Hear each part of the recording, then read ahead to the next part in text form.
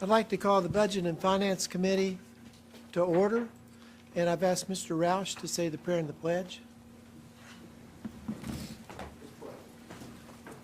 Father, we thank you for this day. Thank you for the time of season that we're in. Lord, we need your wisdom and we need your guidance in making our decisions. And Lord, we pray for what is best for Washington County residents. So God, be with us as we deliberate, as we discuss. And God, we look to you for that ultimate guidance. So God, I thank you again for this day. Thank you for everyone that's here, everyone that is interested for their love of Washington County. God, we thank you for loving us. And we thank you in Jesus' name. Amen. Pledge allegiance to the flag of the United States of America and to the republic for which it stands, one nation, under God, indivisible, with liberty and justice for all.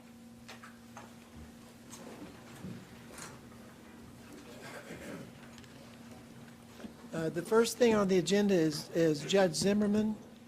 It looks like she's not made it yet. And so, oh, okay. Yeah, I'm sorry, we need to adopt the agenda. Thank you. Make a motion to adopt the agenda. Second. It's been, the motion's been made and seconded. All in favor? Aye. Okay. I'm sorry, somebody here for Judge Zimmerman's office? Okay. Judge Zimmerman's the one that's going to speak. She's running just a few minutes late. She was finishing up on some cases. Okay, that's fine. We'll just move her down a little bit. Thank you. And so the next thing we have is Judge Beaumont.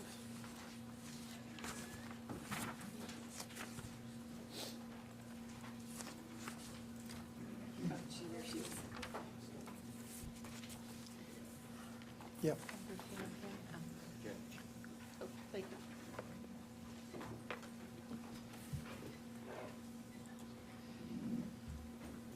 We've never had to do this before, so you may have to tell us what we're supposed to do. And by the way, for everyone who doesn't know, this is Casey Hassel, so she's my trial court assistant, and she kind of runs everything and does this, so that's why she's here. I'm more here for moral support.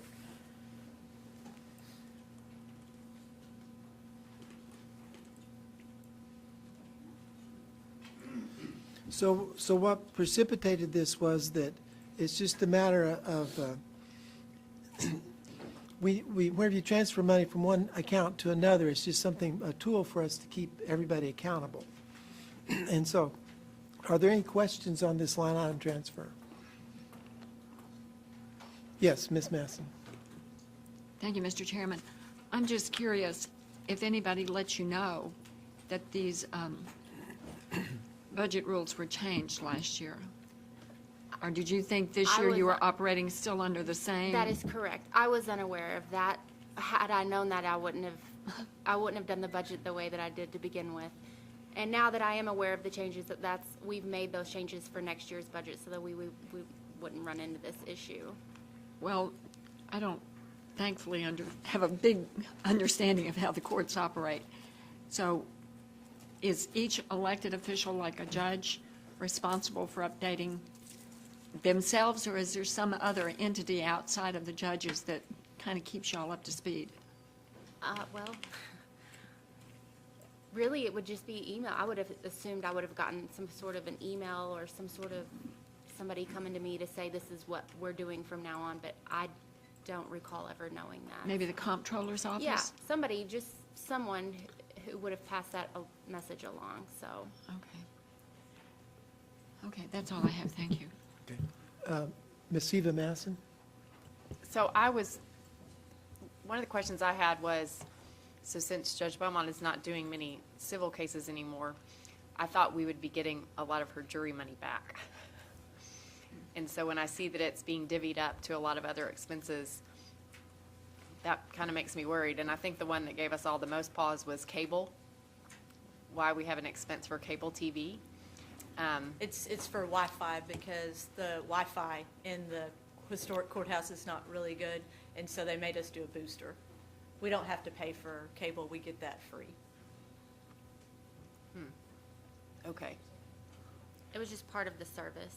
So. Well, I think it would be good for us to understand some of the unanticipated charges and where they're coming from, just because we looked at it and it looks like you're paying for cable TV, which is obviously just the category.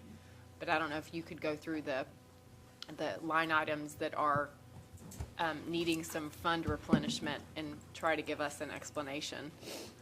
Because I know a lot of people have had computer expenses. We're seeing that from a lot of folks. Yes. But some of these others seemed a little bit, just we didn't know how to explain them. Okay, so the drug testing, I know that has definitely went up, and that wasn't really as expected. We kept some of that jury money because I've always been used to just moving money around, and I just kind of kept it that way. But we need more money in that specific line item, so there was a lot of negative in that line item to begin with when you guys first looked at this. I noticed today when I ran this report, it has been adjusted since then. So there's been some areas that have now been covered that aren't showing negative anymore. So there has been money moved around. I'm just not sure how that occurred. But our drug kits, our drug testing have been up. They're way up because of Yeah. our numbers in drug court. But the good thing about that is that's money y'all get back because we charge our participants for the drug test. So that money goes back into the fund. So honestly, the more money we transfer into drug test, the happier y'all are because then it doesn't end up coming out of the county fund. Okay, that's good. And another one that has been up is also the mileage. And we have an employee that travels back and forth from Madison County, and I think that was a little more than we had anticipated too. And it's just something that I didn't plan better for last year when we did the budget. Can we bill Madison County for that? So Maybe? we can try. We can also, we were actually looking into trying to see if the grant would fund the mileage. Because basically what happened is in February, we started the Madison County Drug Court. It's always been the Washington-Madison County Drug Court. And Madison County participants had to drive all the way to Fayetteville 3 to 5 times a week, usually, for groups, drug testing, probation office. And so because of this grant that we got, which y'all have helped us with, we were able to start the Madison County Drug Court, which has somewhere between 20 and 30 participants in it now, which, and I know that doesn't affect Washington County's numbers, but those were individuals who would get sent to prison because they'd get placed on probation and then they continue to test positive and then they just get revoked and sent to prison. And there was just no way.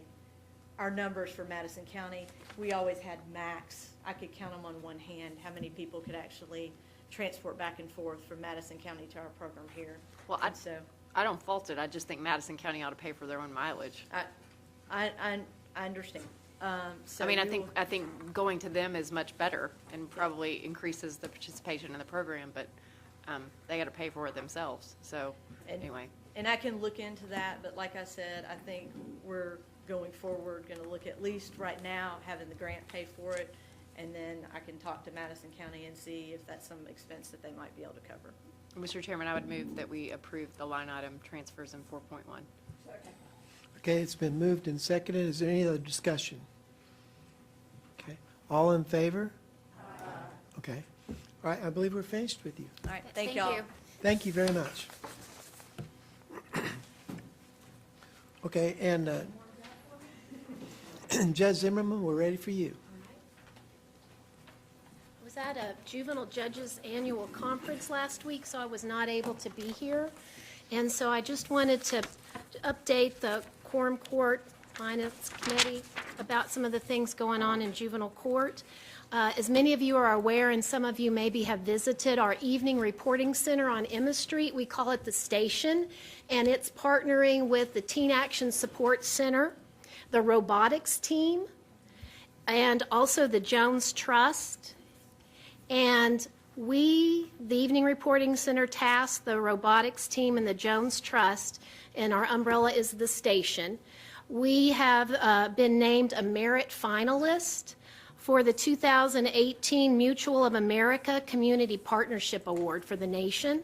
And they're going to be announcing it in January, there'll be some sort of award ceremony, but that's a pretty exciting thing. And we couldn't have done it without the Quorum Court backing our evening reporting center and approving 2 full-time probation officers who are on Emma Street and our full-time counselor. So we've only been in existence, Ms. Frisbee, how many years? 2? A year and a half, and we've won this nationwide award. So that's something that I wanted to let you all know. Also, Miss Norma Oriana Frisbee here, who's our juvenile courts director. She won the Jimmy Joyce Award for Best Juvenile Officer of the Year for the whole state of Arkansas. So that is very exciting.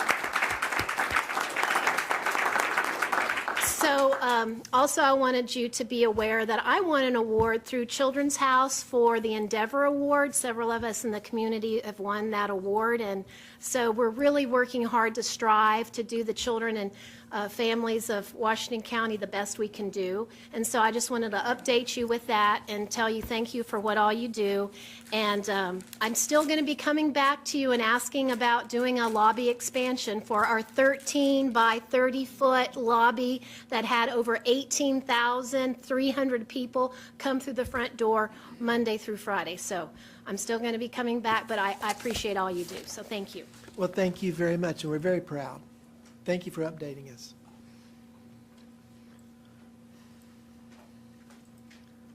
So the next thing on our list is budget controls. And I believe that the sheriff wanted to speak to part of the budget controls. This is where the P card comes in. I would, Mr. Ussery, but I would yield the floor to Major Hoyt, who has expressed some dire concerns about the proposed change as it pertains to the sheriff's office. Okay, thank you.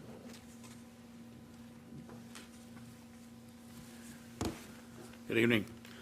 I missed part of the meeting last week. What was that last meeting, Thursday night? Or I left for a little while and came back and found out that you'd been talking about P cards. And so I noticed in the budget controls that that has been removed for the 2019 budget. It just says all purchases will be made with purchase orders. So I don't know what the discussion was, what you were told, and I believe auditors were invoked and said it was a good thing that we get rid of P cards. I hadn't had any discussions with anybody with the county judge's office, so I don't know all of their justifications that they had and what they told you, so I have to plead ignorance to that. But I will just tell you that doing that just like that is a bad thing. I know it sounds good on paper, like, oh, we're getting rid of P cards, so we've eliminated the any problems there might be of misspending. But I'm telling you, we use P cards every day at the sheriff's office. Every one of our transport officers that goes on a transport and goes down to the prison or goes out of state has to spend the night in a hotel or buy food for the prisoner. They use those P cards all the time.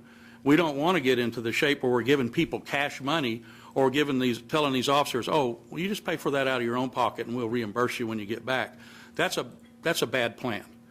The other thing is, though, we make a lot of purchases. I'm sure you do too at home. You probably use Amazon and maybe eBay. We do the same thing, looking for the best prices for items, whether it's a headset or wires. A lot of the vendors we deal with won't even take purchase orders. They're going, no, you got the money, you got a credit card, you give it to us, and we'll send you the items you want.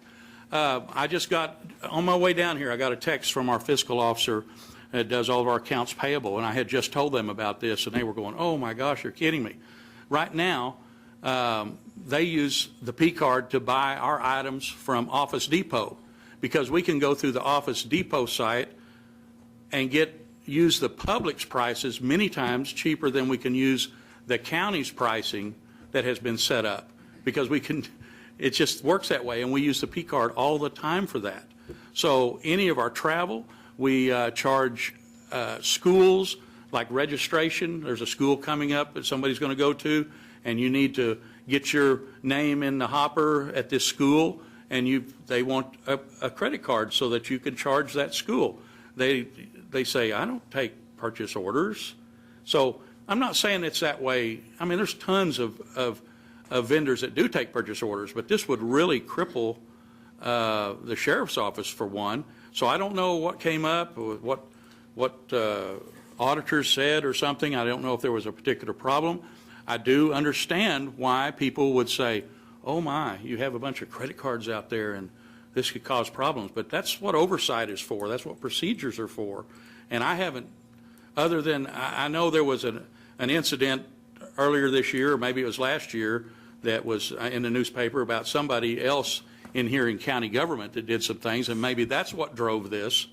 But I also understand there's criminal charges against that person. So I really would hope you would talk about this a little bit more before you just say no to purchase cards, P cards.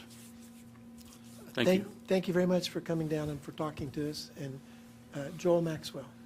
Thank you, Mr. Chairman. I think this was brought up as a way to avoid some issues. I think maybe Chief of Staff brought this up. I just wondered if the Chief of Staff or the Comptroller could tell us, is that something we could do with a different policy and leave P cards in this budget control? So, anyway, any other questions for me, and I'll go back. Thank you. Thank you.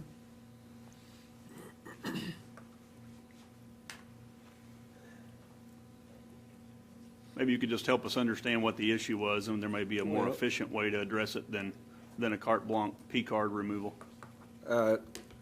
I do not view it as a removal of what you call a P card, what I call my credit card, which is in my pocket.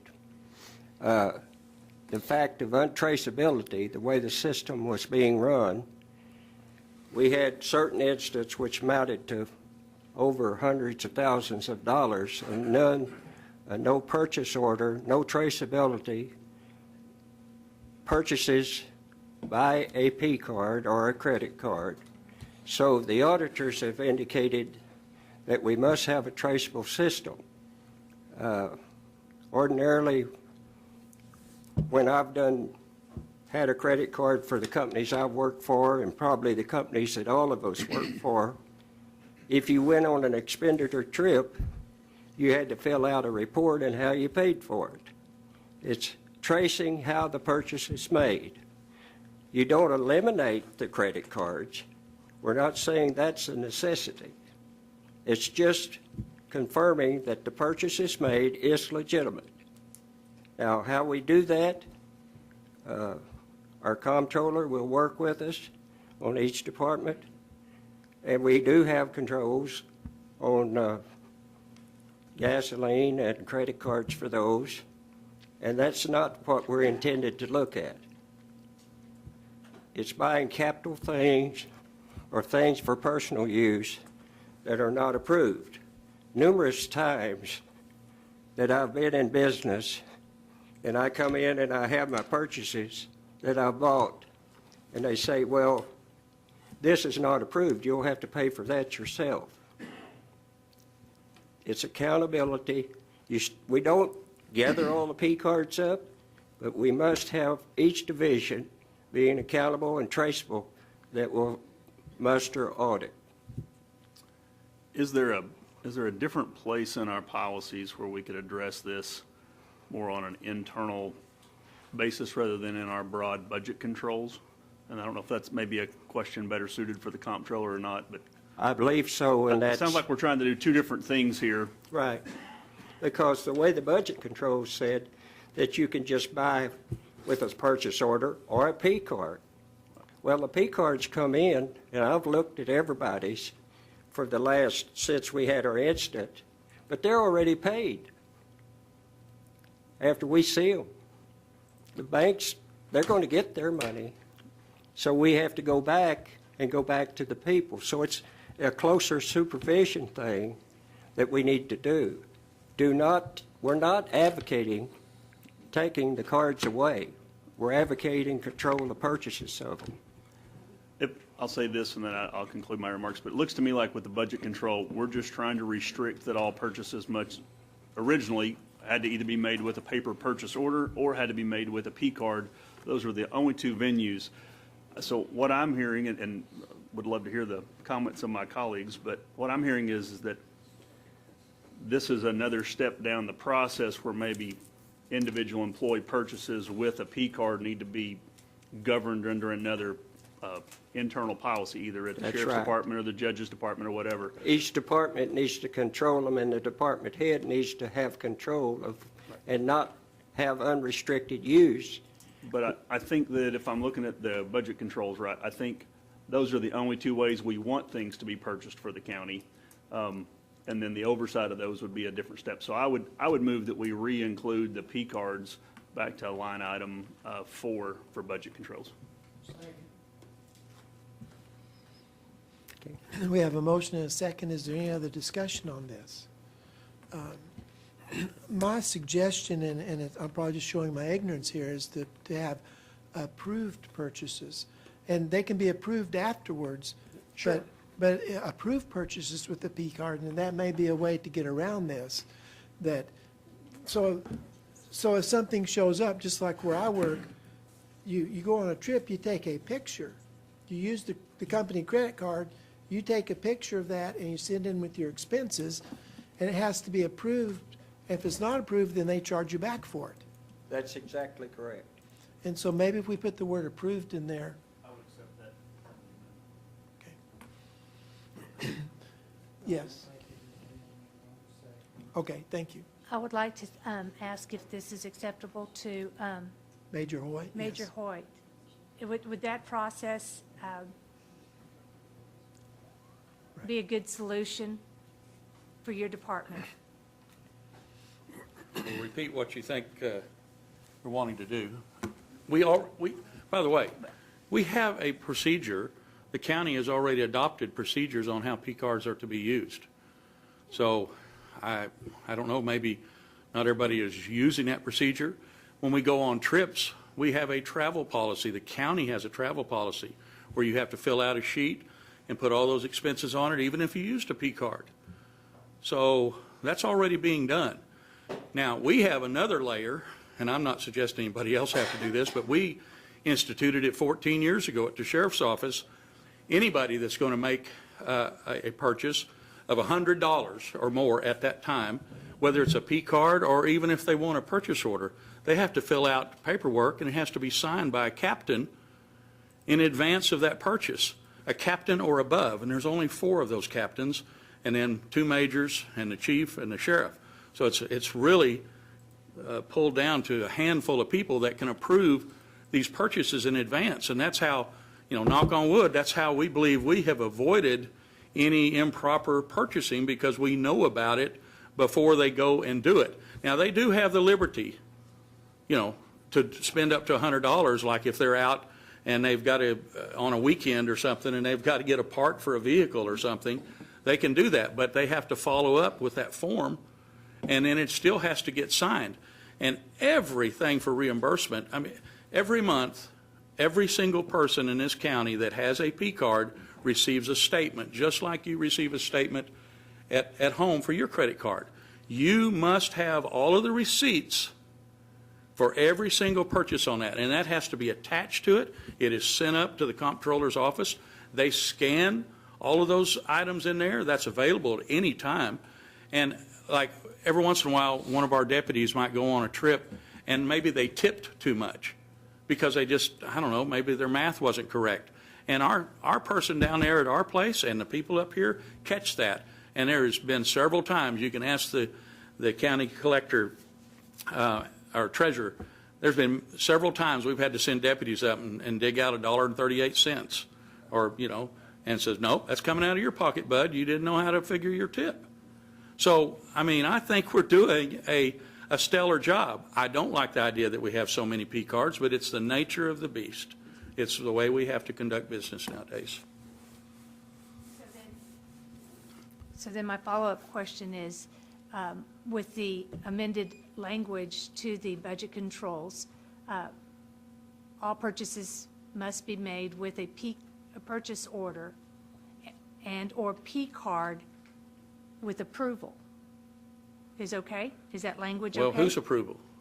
Well, the department's approval. Okay, well, with department head's approval, okay, well, that's fine. Is that I just fine? don't know whose approval it is. When you say, in general, can only be made with approval. Well, Do you whose wanna- approval are we talking about?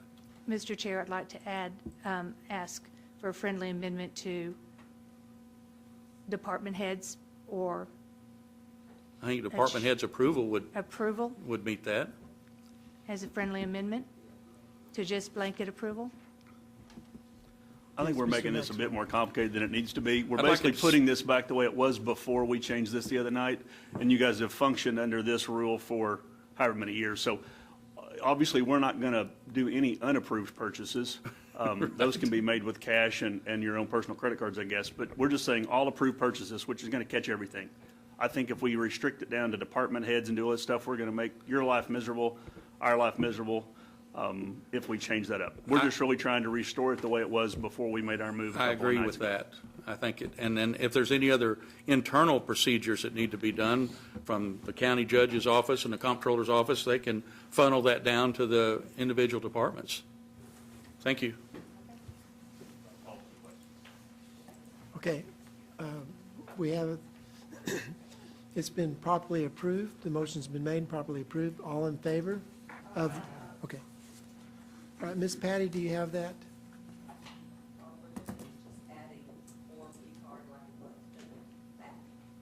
Approved purchases. With a purchase order or e-card.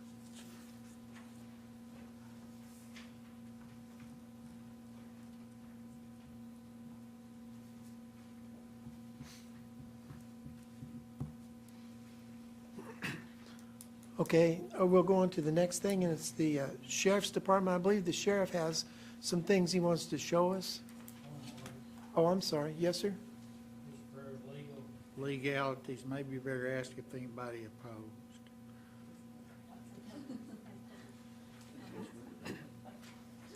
Was anybody opposed?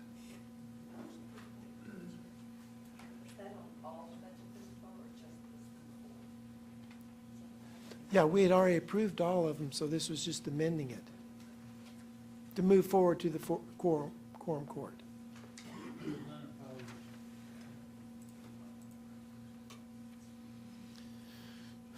So Sheriff Helder, are you ready?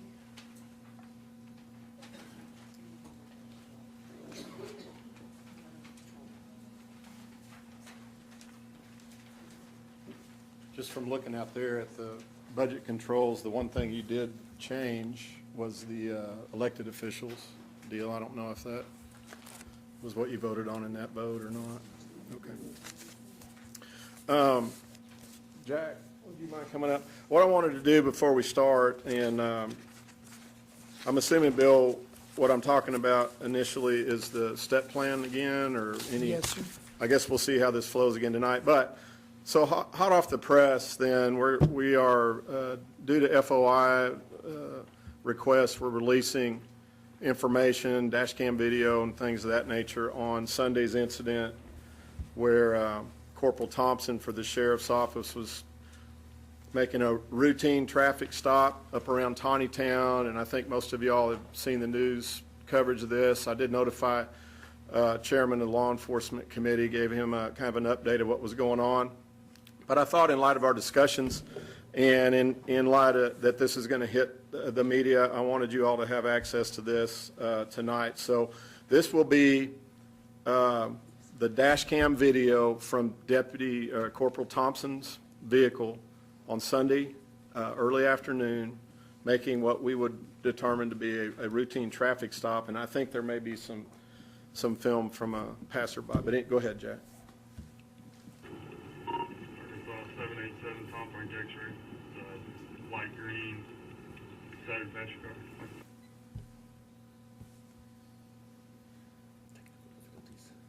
Sometimes it works. Arkansas 787 Tom Point X-ray, light green, driver's seat.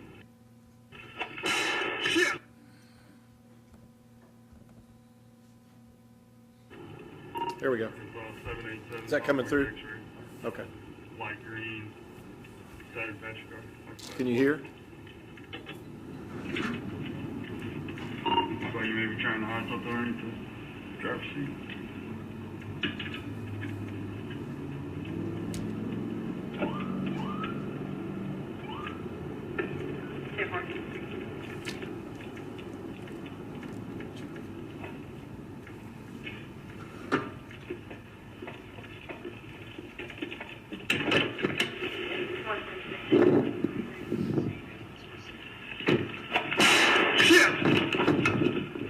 fired! Shots fired! Jesus!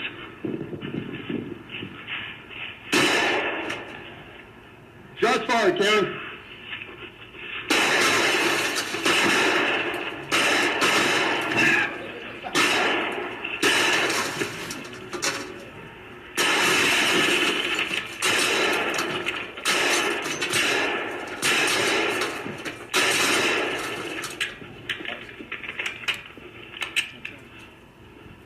And what you're going to see here in just a minute is, so right now the guy's got cover in his car. Our guy fortunately was able to grab cover. But normally these are, you know, what happens is that it's a hit and miss. The guy's going to jump in his car and go. What you're going to see is this gentleman is very aggressive. He's got his mind made up that he's going to kill this deputy. That's what you're going to see coming forward. Steel Road, Springdale. Okay, what's going on there? I've got a sheriff, Washington County Sheriff in a gunfight out here with somebody. He needs backup.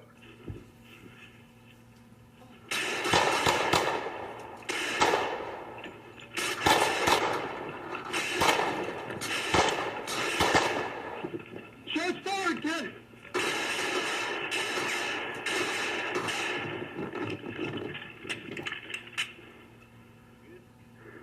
Kenny, I need units now! Kenny, he's fleeing in a vehicle at eastbound on Steel.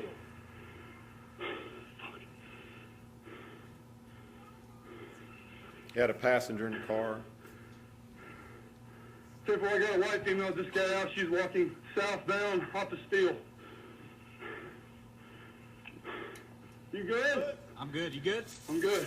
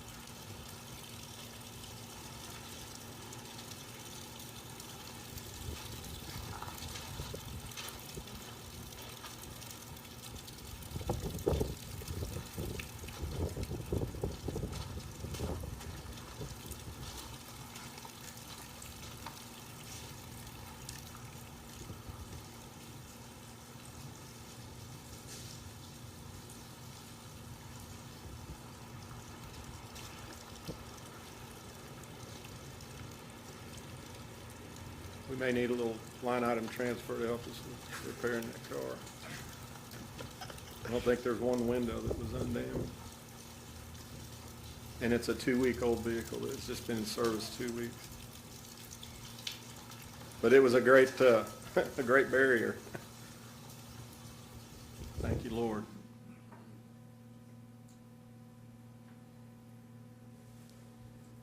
Okay, thank you. So, here again, you know, I've been having these conversations for quite some time, and then this happens right in the middle of our conversations where we're trying to compare what these deputies are doing to what everybody else's job includes. I don't want it to mean anybody else's job within this county. I've told you before, I want all of our employees countywide to be compensated. What I'm trying to do is make sure everybody understands that this group of people, 82, I think it is, their jobs are so different than everybody else's. We're talking apples and oranges. And I know that you love the road department, and I do too. I love those guys. But we can't lump this group in with all other county employees. It's time for that to stop. The world we live in has become much more aggressive, much more violent to law enforcement. I think you all agree with that. I've shown you this before, but this is hot off the press and brand new. Why Corporal Thompson was not killed, only God knows. Because this guy had the jump on him. He just missed. And then Corporal Thompson is one of our guys that cross-trains with Fayetteville on ERT, SWAT, if you will. Great shape. He was able to maneuver, and as he was staggering back to that other car, did you notice that? He was zigzagging and doing all the things right because he had run out of cover, and this guy was so aggressive that it was fixing to get worse. So, guys, I wanted to show you that before it hits the media. You are my quorum court, and I did notify Joel, as I thought I should do. Thank you for your indulging me with that, just for that little bit of information. Now, Bill, how do you want me to proceed? What is it that you're wanting me to cover tonight, based on requests? I'd just like to open it up for discussion to make sure we're all clear on kind of what's going on here. Are there any questions on this at all? Yes, ma'am, Ms. Masson. I don't understand what the current proposal is. Is the proposal to adopt the step plan in full, or to do it at some percentage that I'm not really sure I understand what it is? Because I think the sheriff has maybe been given direction from someone in the county judge's office, or maybe our chairman, about what, so I don't know what's before us. Okay, it's easy to clarify. I talked to him and I said, is there any middle ground here? Is there any way we can spread this out? And we talked about it at length, and he reviewed it, and he said, no, this is what it's going to take. That we need to do this, we need to do it. And so this is exactly what we're discussing right here, the piece of paper in front of us. And that's, Okay, and you can see that the total cost on that is $954,045. and that's this? Yes. That's this sheet of paper right here. But Sheriff, what is the change to the budget? Because I know you all have done some work on your side, so that the net effect is not 900,000, it's Well, something less. that's the discussion. Whenever I was basically asked to compromise in order to not affect compensation raises for the rest of the county, to submit what I did the other night. And that included a reduction of 52% in our capital request on the enforcement side, which we're probably going to need one of those cars back, looks like.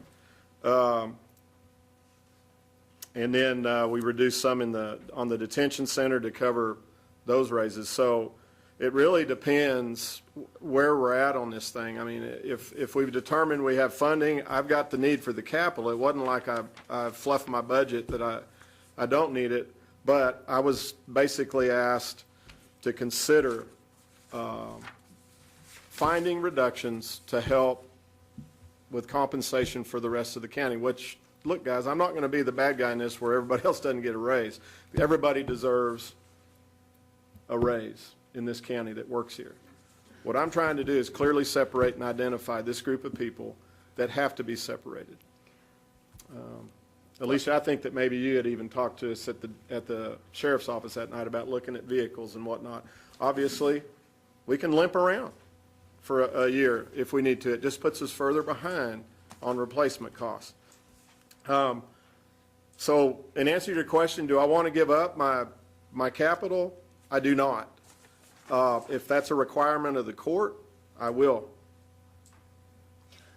Well, I would move that we adopt the step pay plan for the sheriff's office, and then if we can only fund it at a certain percentage, the way the final budget comes out, then we work that out in the budget. But I think the sheriff has justified to us that implementing this step plan is a necessity for the sheriff's office and for effective law enforcement in Washington County. Second.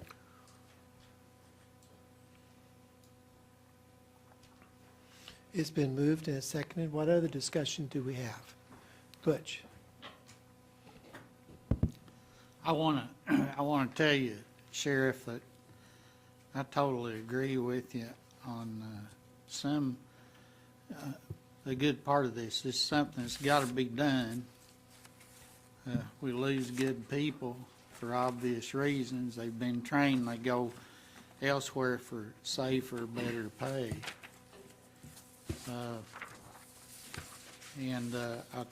think it needs to be done in full.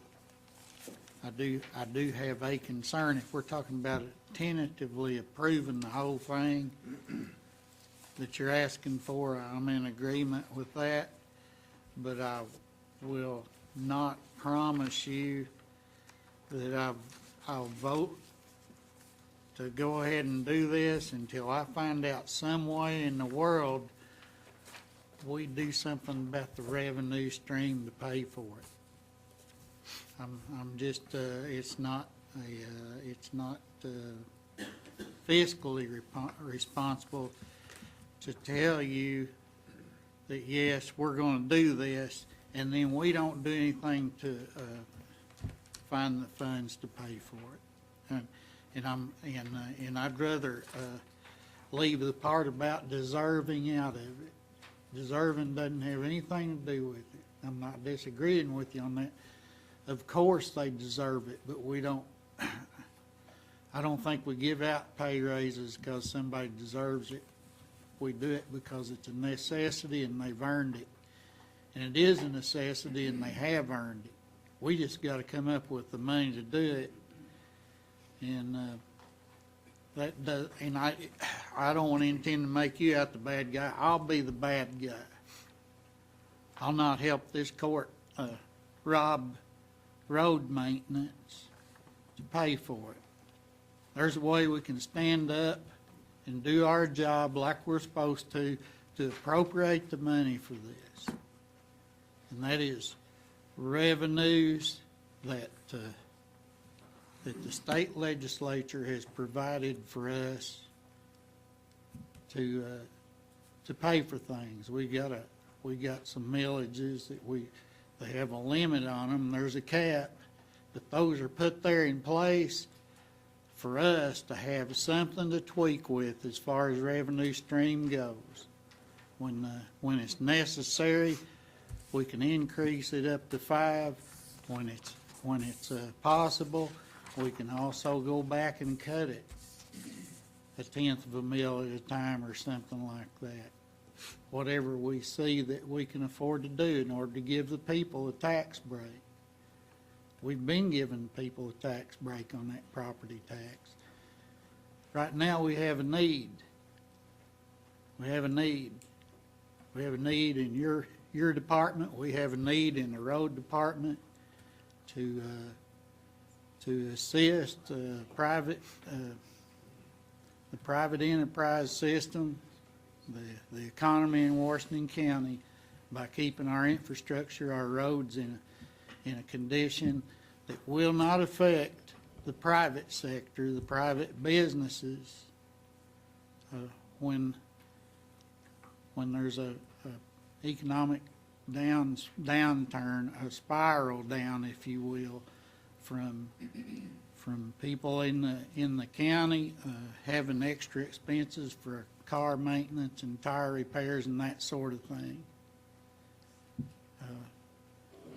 Doing what you're doing, you might keep a few cars from being shot up. We're going to have to keep roads repaired so we can keep people from unnecessarily having to buy tires more often than they need to, shocks, that sort of thing. When they don't have to do that, maybe they can afford to go out and eat a little more often.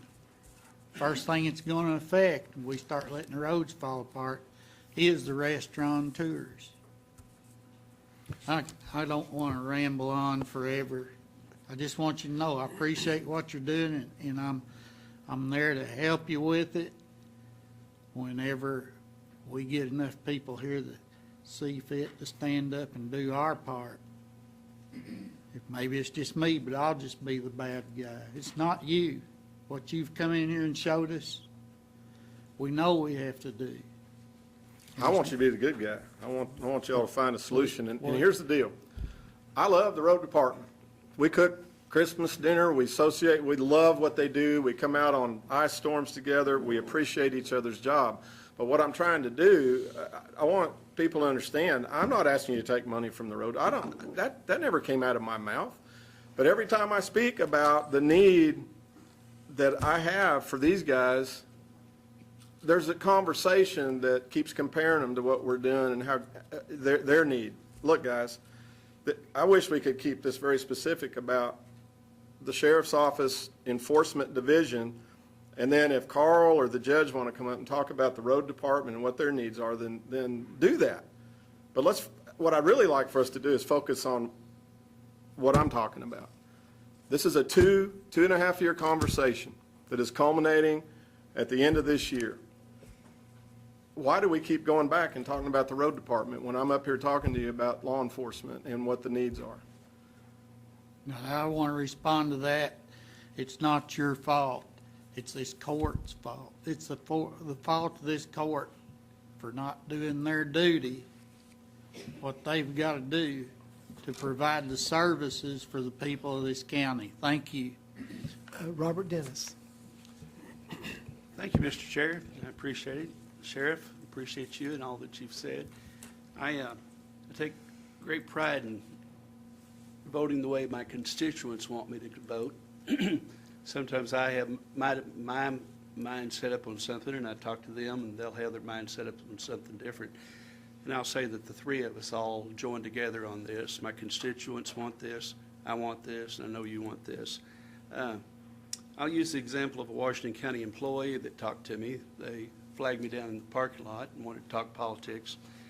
And they said, well, what are you doing giving the sheriff just a huge, all the deputies a huge raise? And I said, well, I'll just use this for an example. I said, their job's a little different. They get shot at, and this hadn't occurred.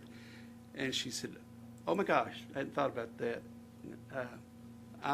She's a Washington County employee. She said, oh, I've got a family member, and he's been shot at twice. And said, that does make a difference. That does make a difference. And so that's coming from a Washington County employee, a constituent, and someone who had someone shot at, that was a family member. I think one thing that I always see us get caught up with, I'm not a great mathematician, but we always get caught up with percentages.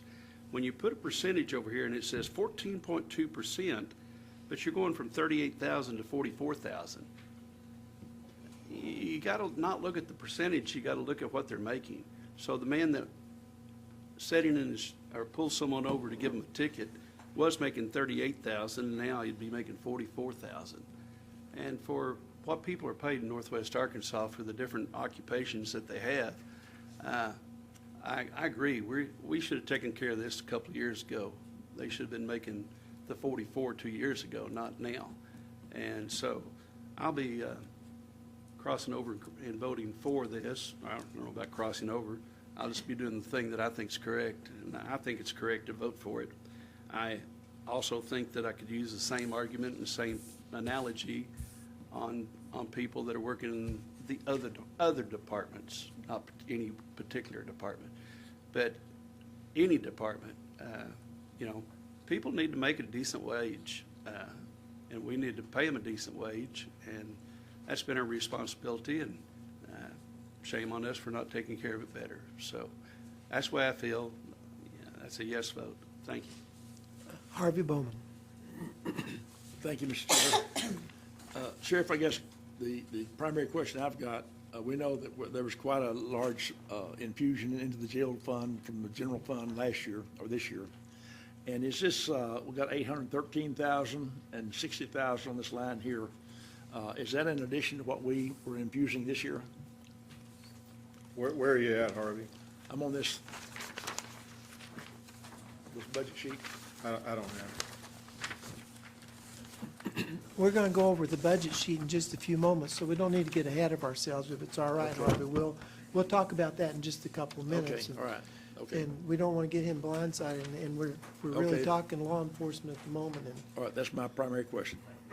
Hey, Bill, before you move on, just to cover a couple other things along these lines. We talk about, I think, I don't remember who said what now about losing people, but I just lost an 18-year employee to another department to get a raise, and Corporal Thompson is a 10-year employee making that wage. And I've got just an entire list of people that are grade 18s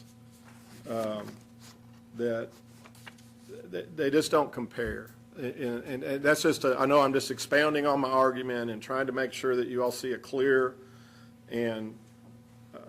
picture of what I'm trying to present, is that it's just a totally different job description. Nights, holidays, weekends, shot at, fought, all that stuff. And please don't think I'm up here whining about it. I've done it for 40 years now. We don't do it for the money. We do it because we feel like we're serving our community, but it's the right thing to do, and it will definitely help our organization retain quality people and show them that level of appreciation. I would still go back and argue they do deserve it, but I think it goes to what Butch is saying, it's the right thing to do. Just a point of interest, in 2018, we hired 71, we lost 51.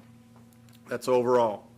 In the sheriff's office, we have 5 open positions. Bill, I think you asked for this information, is why Yes, I'm sir. sharing.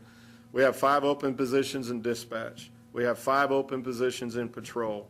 That's including the one that just left this weekend. And then 2 open positions in detention, which is the best news I've had in detention side forever.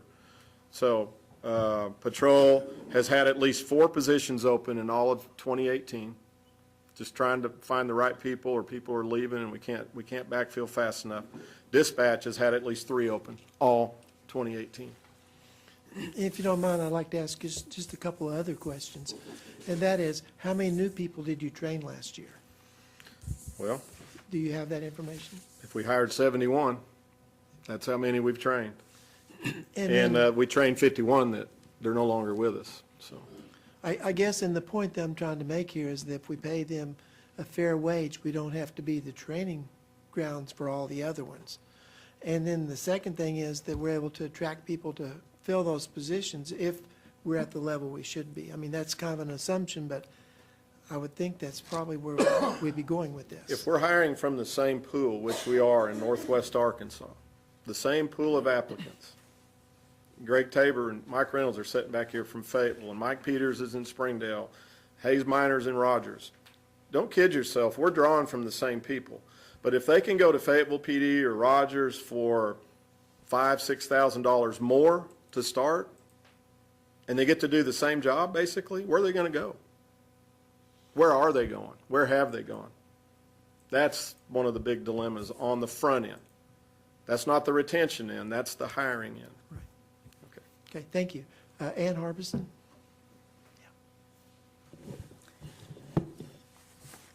Well, I definitely support the sheriff's department, and we know that the kind of thing that we just viewed can happen at any time with any law enforcement officer. You said that you didn't want to give up any capital, and I understand that, because that just kicks the can down the road, and you have more cars and more things to buy next year. If we were to transfer $2 million from the road department, that's still kicking the can down the road, because that money will be needed for other things also. I don't see any other way but to have a new stream of revenue. We, in the last 7 years, and this figure came from Bobby Hill, we donated to the property owners of Washington County $10.5 million. Those are real dollars. That's how much money has been taken out of our budget. And rightly so. We probably could have used half of that. But I will be looking at a new stream of revenue to finance your program. Now, if that's voted down, I don't know what we're going to do. But I think everyone on this court feels and sees the need for the money that you have asked for. And I, for one, probably depend on you more than any, maybe Butch, some of these people that live out in the rural areas depend on your services more than anyone else on this court. So, I definitely want to support you, but it's going to have to be with a new stream of revenue. Thank you. Lisa Ecke. Thank you, Mr. Chair. I'd like to just put an end to the discussion of the roads versus the sheriff's department versus the comptroller's department or the assessor's office or the treasurer's office. The way I see it, we're all Washington County, we're all one big family, and we all support each other. And it is up to us individual JPs on this court not to bring up the possibility or the suggestion of how much money is in the roads department compared to other departments, and that perhaps we need to have a piece of that pie instead. That's where it all comes from. And if we could stop saying those things and putting out that kind of dissent among each other, we wouldn't have this discussion. And I believe that there'd be a lot more unity among the departments without any kind of suspicion that you're going to take $2.5 million from my budget, which we're not. We're not. But I agree with Ann that a decision made by previous courts, they didn't have the vision of what that decision and how that decision would impact Washington County. So therefore, I know that I want to look at the vision ahead and the decisions we make, how are they going to impact our future, your future, their future. This still weighs on my mind that one of your, I don't know if he was a deputy, could not adopt a child because he was considered at poverty level and they were denied adoption. That still just is in my heart quite a bit. And I said, that's a travesty. And when I was looking at some of the pay grades of your department, and I saw that some clerical workers made more than what your men were making, and they were getting shot at, we entered into this discussion of we need to either regrade, which we've done, and I'm glad we did, but I support you, and we're going to find ways. We're going to find ways to support this county because I know everybody out there wants a safe community, and that's why they're moving here. And that's one thing that you and your men are providing is a safe community. So I support you. Thank you. Thank you. Is there further discussion? Okay, what I would like to do is, before we vote on this, I'd like to go through the budget discussion because I've got some things there that y'all have in front of you that I think will help to clarify.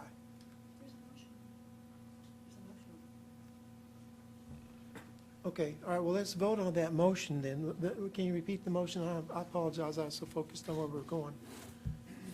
My motion to approve the step plan.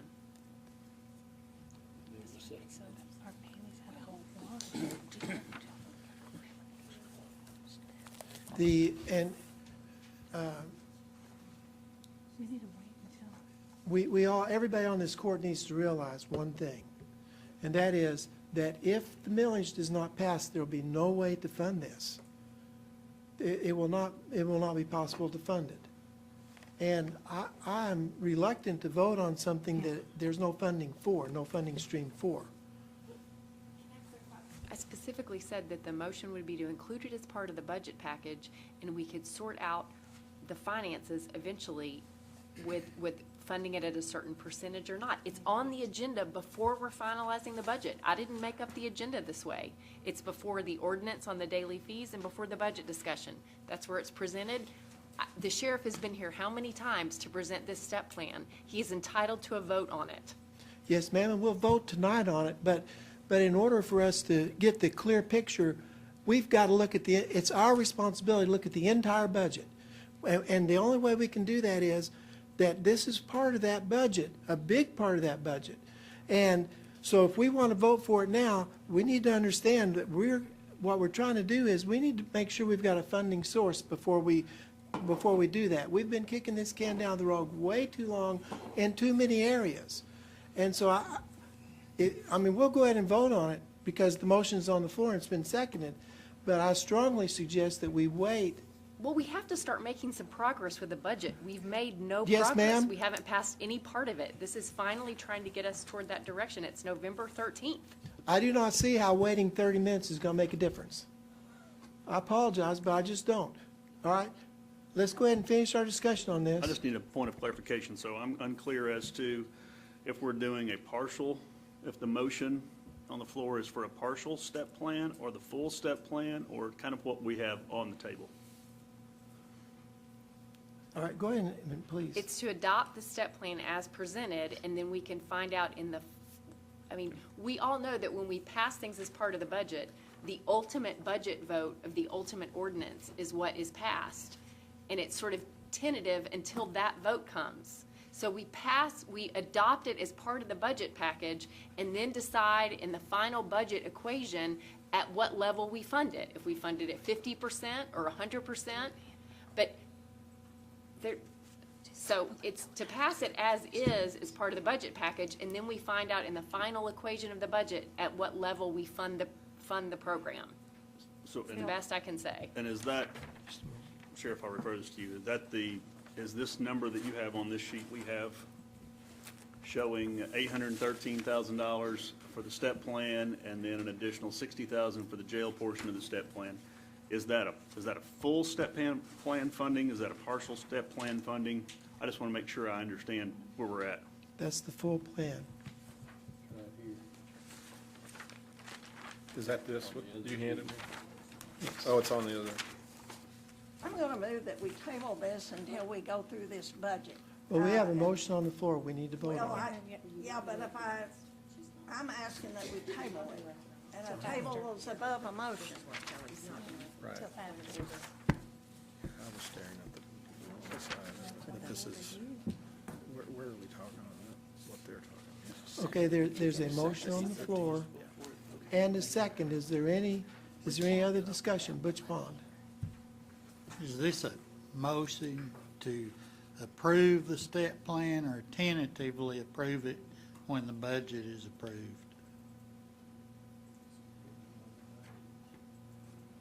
That's a question. Is it tentative or is it, I mean, you're the one who made the motion, so I would appreciate you answering. Maybe add tentative to the language. Well, it's the way we always approve the budget. We approve Let's some. table it until the end of the Okay, meeting. I think I have the floor. The motion is to make it part of the budget package, which will not be approved until it's an ordinance before the full quorum court. Furthermore, this committee has passed on no budget to the full quorum court for approval. So this is one step. Then this committee will approve the final budget, and then the quorum court will approve it. So it's tentative 2 steps removed, but I do not want my motion to say it's a tentative approval, because I want us to approve the step plan as presented. We'll just vote it down. Okay, all right. And so if there's no further discussion, Patty, will you do a roll call, please, on this? That supersedes it. Are you ready? Yes, ma'am. Daniel Balls? Yes. Harvey Bowman? Alicia Devons? Yes. Robert Dennis? Yes. Lisa Ecke? Ann Harbison? No. Colleen Briny? Yes. Tom Lundstrom? Yes. Eva Madison? Yes. Sue Madison? Yes. Joel Maxwell? Yes. Joe Patterson? Rich Pond? Abstain. Fred Roush? Yes. Okay, and so it passes. All right, so we're finished with you at the moment, Sheriff. Thank you very much. If I Thank you could, for- just to wrap up on the incident, before I leave, I did notice that Mike and Greg were here. I want to brag on their department, Springdale's department, state police, and there were probably others that I'm unaware of, but they all joined in this pursuit, and ultimately, the guy was apprehended in Springdale, but he shot at Fayetteville's officers on the roll now. During the pursuit, he shot at Fayetteville's officer, Springdale, and the state police. It's a bad guy. 4 counts of attempted capital murder, and there is a ICE immigration hold on him as we speak. I believe that there was one more question. I know that you had said that you weren't aware whether anybody any bystanders were injured, but I assume that no one was hurt for all the shooting? Right, isn't that unbelievable? You know, it's a real miracle. For those of you that really believe, I believe that God intervened in this one to keep everybody safe, but in particular, Corporal Thompson. So, thank you for your time. Thank you.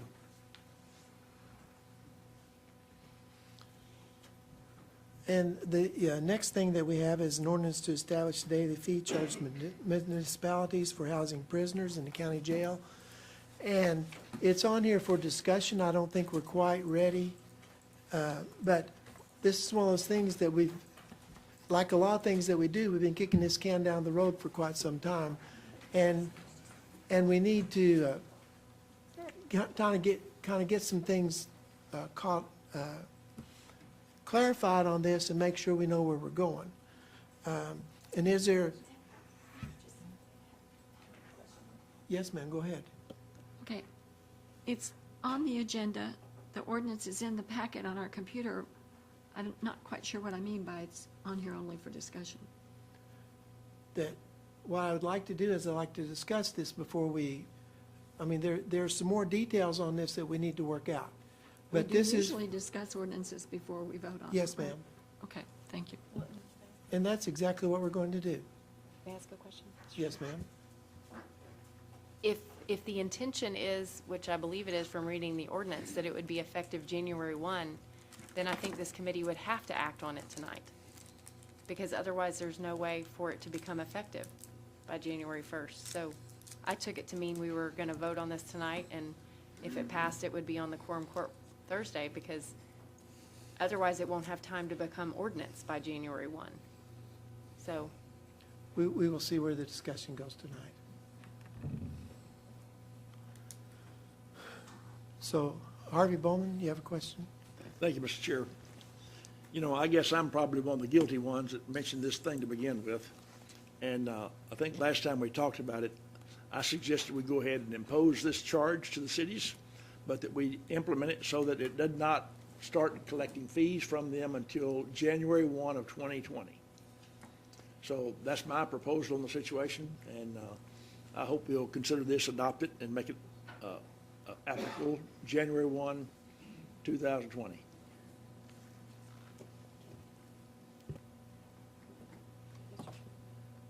Okay, just a moment. Okay, there was no second? You didn't make a motion. Okay, all right, that's a motion. Is there, the motion is to change the date to 2020.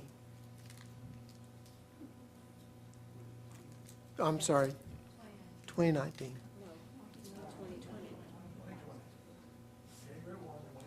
Right. He wants to move it out 1 year. Okay, all right, Eva Masson? I actually agree with J.P. Bowman that I certainly think there should be some delay. The reason I didn't second it is because I think there needs to be greater discussion about the nature of the fee. I don't know that this court has done any assessment of what this will do to the various cities. I'm also concerned, my understanding was that the judge's office had spoken with all the mayors, was what I thought we had been told, but I found myself being the bearer of bad news to the mayor of Fayetteville, that he had not heard about this. And so I'm concerned that our mayors may not be aware of this. I also took it upon myself to notify someone in the University of Arkansas administration as to the impact the fee will have on them, and I just heard back today that they had passed it along.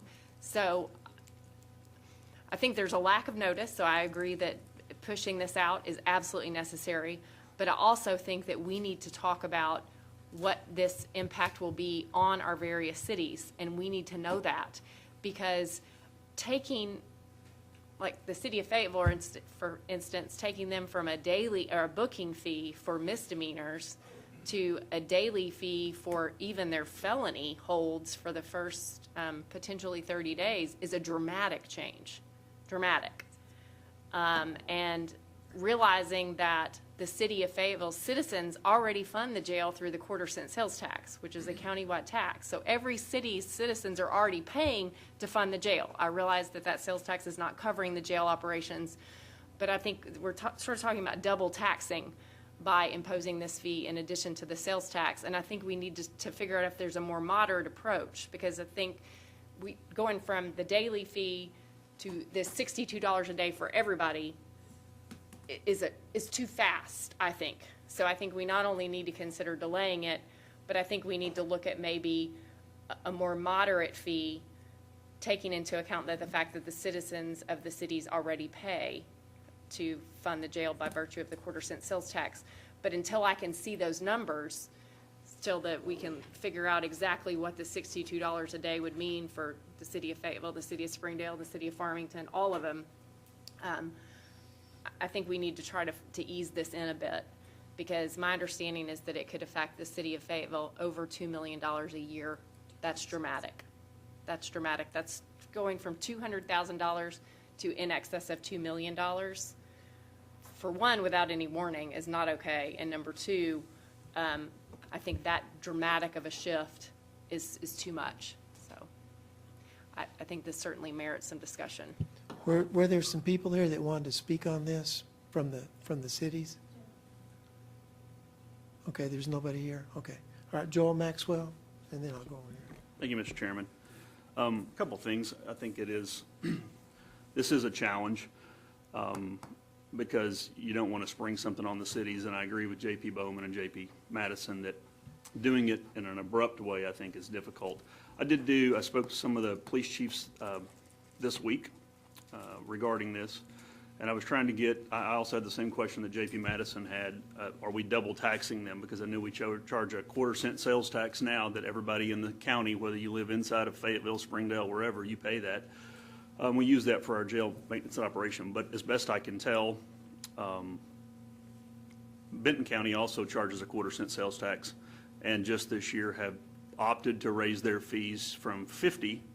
I think they initially wanted to go from 50 to 55, and if I understand it correctly, I could be corrected. They went from 50 up to 60 all at once. So I think maybe something, if we look to do this, I think something that might be, well, let me back up and say this. I don't want to surprise the cities either, but we're in the county. We get surprised every time somebody gets arrested, and then every time there's an $800,000 or $1 million. I'm looking at our current budget. We're going to bring in $15 million, and we're budgeting $16 million in the coming year to handle jail and operations. So we know we're going to be surprised, if you will, for $1 million possibly in the coming year. So I get that none of us like the surprises, and I don't want to be unfair to the cities either. So I think maybe my thoughts would be, if this is something that we feel like is appropriate to share these costs with the people who are bringing these prisoners to us, then I think it might be beneficial to us, or to them and to us, to maybe do a partial, if we decide to do something this year, do a partial fee, maybe a half fee. I don't know what the right number is. I'd certainly love to hear discussion on that.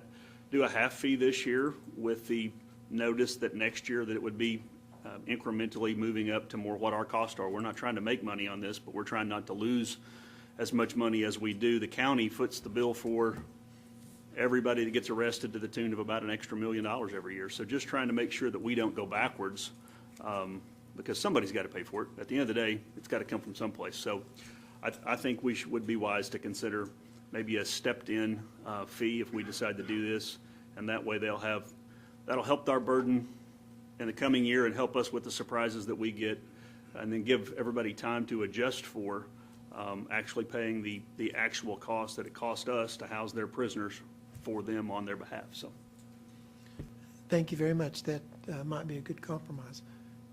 Harvey Bowman?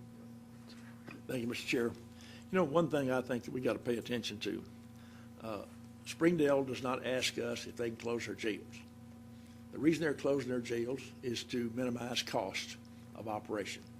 Fayetteville, Arkansas does not have a jail for the same purpose. You know, we don't have a choice about accepting those things.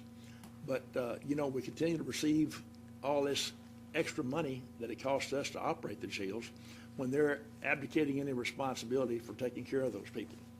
So what we've got to do is go ahead and try to respond so that we cover our bases and realize that, yes, we're all paying taxes for jail and so forth, but we're going to have to take a defensive process, I guess you could say, or procedure, to try to mitigate some of the damages done by these people continuing to close jails. The same thing goes to the state. You know, the state doesn't pay us what it costs us. And now they're talking about spending $39 million, I think the paper said, to build 500 beds down at the state organization or institution. And we're talking about trying to build 600 for 30 million, I'm sorry. So somehow we've got to go ahead and take care of this deficit that's coming out of our general funds to operate our jail. And the only thing I can see to do is let the people, send the people to us, take care of a big piece of that charge. Thank you. Ann Harbison?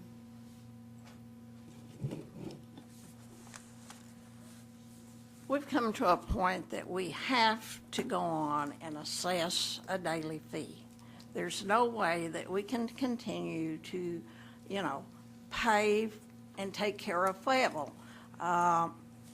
Things change, and we're, keeping more prisoners for a longer period of time. We've got pre-trial prisoners, and we're not getting anything for those. We're having to pay all of that. We need to keep the booking fee, and then we need a daily rate.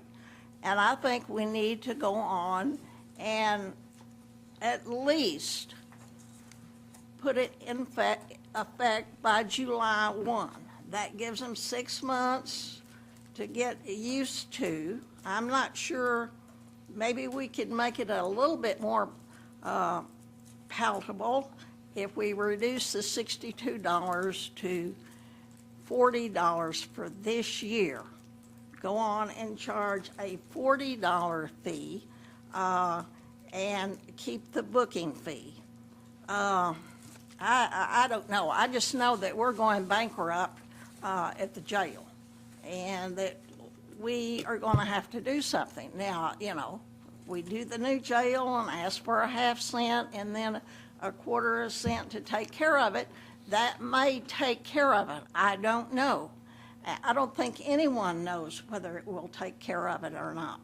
But I think for the short term that we need to go on and charge a fee this year. Thank you.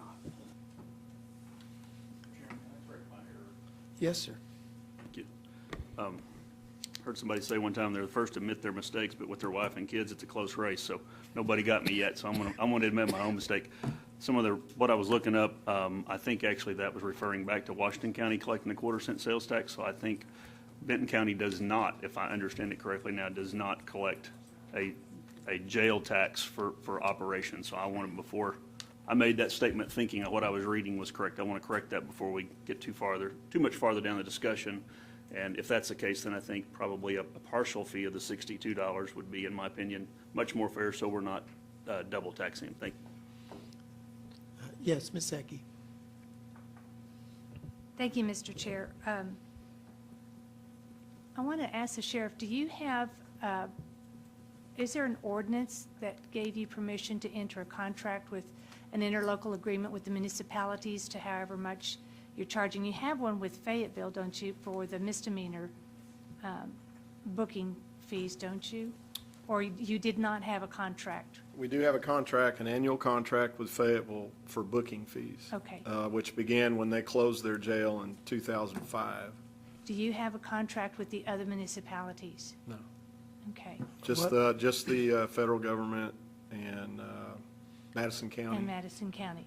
I believe at the last jail and law enforcement, or it could have been the budget, I don't remember right now.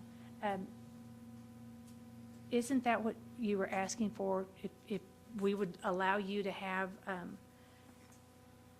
an ordinance that allows you to engage in a contractual agreement with the other cities? Wasn't that pretty much what you were asking? Well, I think that in order to do this, if you want me to enforce what Harvey has proposed, then you have to do it by ordinance. You create the law. Sure. I enforce the law. And I just wonder if I might throw this out, Lisa, is that when you're discussing the amounts and all that, we've got this potential jail construction thing looming in front of us. If you were able to parlay and use this to your advantage, to get that done, it's that however you draft your ordinance, that it would drop off once the additional quarter M&O is passed, then there would be no reason to be charging everybody, because it would go back to what Justice Madison was saying, that the cities are already paying for this through this tax. However, they're not paying what it takes to cover it now, but they will be if we get this other construction and ongoing maintenance and operation vote passed. Does that make sense? Yes, but, in looking some of these billable board days numbers, that I'd like to thank Jay Cantrell for sending them to me. You know, he gave me a breakdown of all the cities: Elkins, Elm Springs, Farmington, Fayetteville, Greenland, Johnson, Lincoln, Prairie Grove, Springdale, Gailtani Town, University of Arkansas, and West Fork. Comes to total county LEAs, 5,983 billable board days. Then you have the 2,419 also. But if it goes down, it says Fayetteville currently pays $62 per misdemeanor booking for roughly 4,500 bookings per year. That's a good chunk of money. And then I understand, he says it's difficult to break down other departments and whatnot. But when it comes down to it, on average, we book approximately 1,800 PCs arrests per year from the municipality agencies, which translates to about 13,000 BBDs. And if you look at $62 per BBDs, that's roughly 1.1 million that we would be getting from the municipalities, correct? Roughly.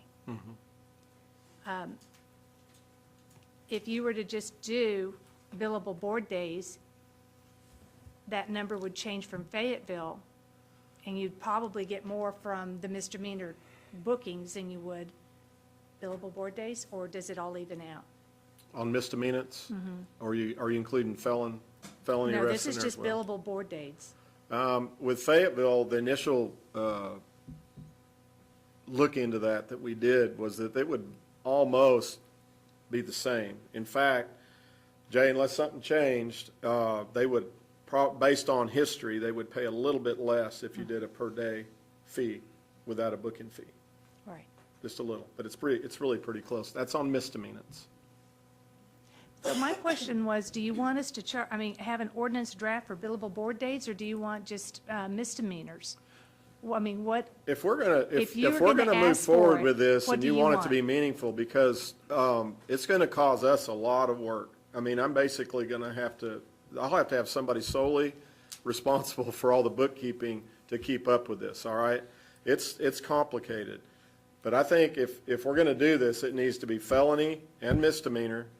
And I think it's, when they walk through the door, they get a charge, whether you want to make it a booking fee, and then the next day it becomes a board day fee, or if you just want to do it from day one, the same price. I know you're talking about one fee for booking and then a reduced fee for daily, however you want to do that. If we're going to do this, it needs to be the whole gamut. Well, this is what I was asking previously, if you could give me a breakdown on exactly how much do you want to charge the municipalities for and for what? So that way we have one bookkeeping system. It's easy, keep it simple. And I don't know if when I got this, I assumed it was just the billable board days is what you want and not the misdemeanors. So before I look at even moving this on, I want a breakdown on what exactly do you want to charge? Okay. And to have that exactly, then we'll know where we can put what. But this right now, and us determining the percentages of, well, maybe this or maybe not, I mean, it doesn't matter what we think. I need to know what are the numbers. Well, our numbers are $62 a day. That's the For going billable board rate. days, is that what you want to go with and not That's what misdemeanors? I'd go with. But I mean, if you're wanting a reduced, that's the discussion for you. But for me, bookkeeping wise, That's what I'm asking. a single amount across the board is Billable what I board need. days is what we want, and forget the misdemeanors. Is You that don't what you're forget saying? the Because- misdemeanors, Don't forget the because they have misdemeanors. billable board days too. They get commitments. Okay. So they may be in our jail for 10 days. Throw out what I just said about misdemeanor commits. We can't charge for those. But if they're there for 5 days, Okay, then they pay the $62 for however many days they're in. I guess I'm thinking about booking charges. Well, you're either gonna, I think that, so, that discussion is for y'all, but for me, if we're gonna do a booking fee and a board day, it ought to be the same amount. It's the booking fee would be 62, and every day thereafter is $62 a day. Otherwise, we're already gonna have a nightmare when I have 3 agencies that are laying hands on a guy, and they're all got a hold on them. Yeah. You know, who's paying? Who's paying? You know, think about all the things we haven't had to deal with on this. We've only had to deal with, one agency at a time. It's going to get complicated. We're up to the Standardize challenge. We'll this. do it if this is the direction you want to go. But I think it needs to be the same amount, whether it's a book-in that day or every day thereafter, it's the same amount of money. Okay. And I agree. I just wanted to be clear. Sure. Thank you. You're welcome. Ms. Madison? And then you. Thank you, Mr. Chairman. The incident you showed the video on, Yes, ma'am. a Washington County officer encountered the shooter Right. in the western part of the county in Tawnytown, Uh-huh. maybe? And then they ended up apprehending him. Came through Fayetteville, back In into Springdale. Springdale, and then we got him in Springdale. Who ends up paying for that prisoner? I mean, is it the officer that first That one may encountered? fall on us, and we just don't pay ourselves, right?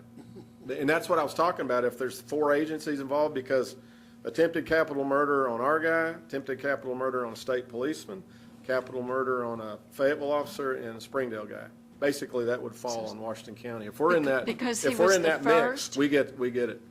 Because he was the first, or just because we were involved? Well, probably because it was our encounter. That would be my initial best guess to throw it out spontaneously. It would Well, be we're ours. certainly glad somebody caught him. But now let's take Washington County out, and let's say we weren't involved in it, and you got Springdale, State Police, Fayetteville, and somebody else. Well, you got 3 different agencies involved in that one incident, so it just gets complicated. Well, I'm starting to see that. And who sorts that out? Who We- would you we send the would. bill to? We would.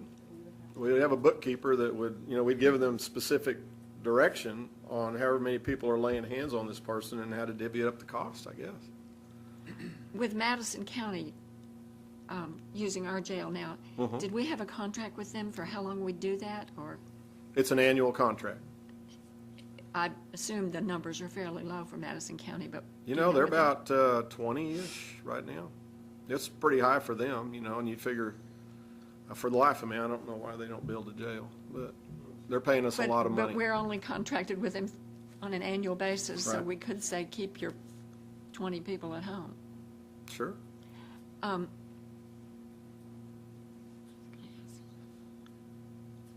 Are they paying? Are they paying? Is Madison County paying? $62 a day. They're paying $62 a day. Yeah. Okay. And nobody else is paying daily except Fayetteville has a booking fee? So the U.S. Marshal, Okay.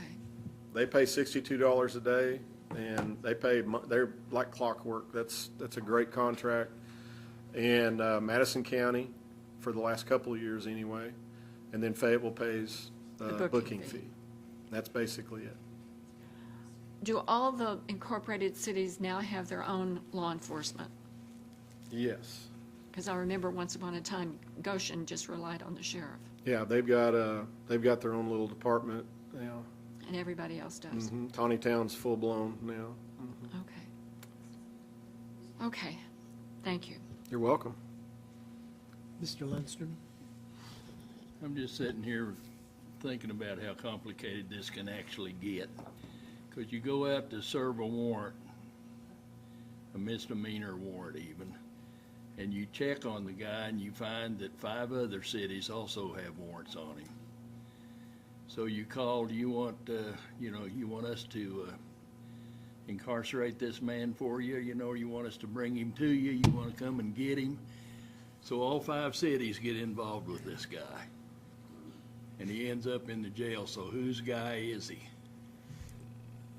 I don't think they realize that this goes on all the time. and there can be quite a number of cities involved with some of these. Yeah.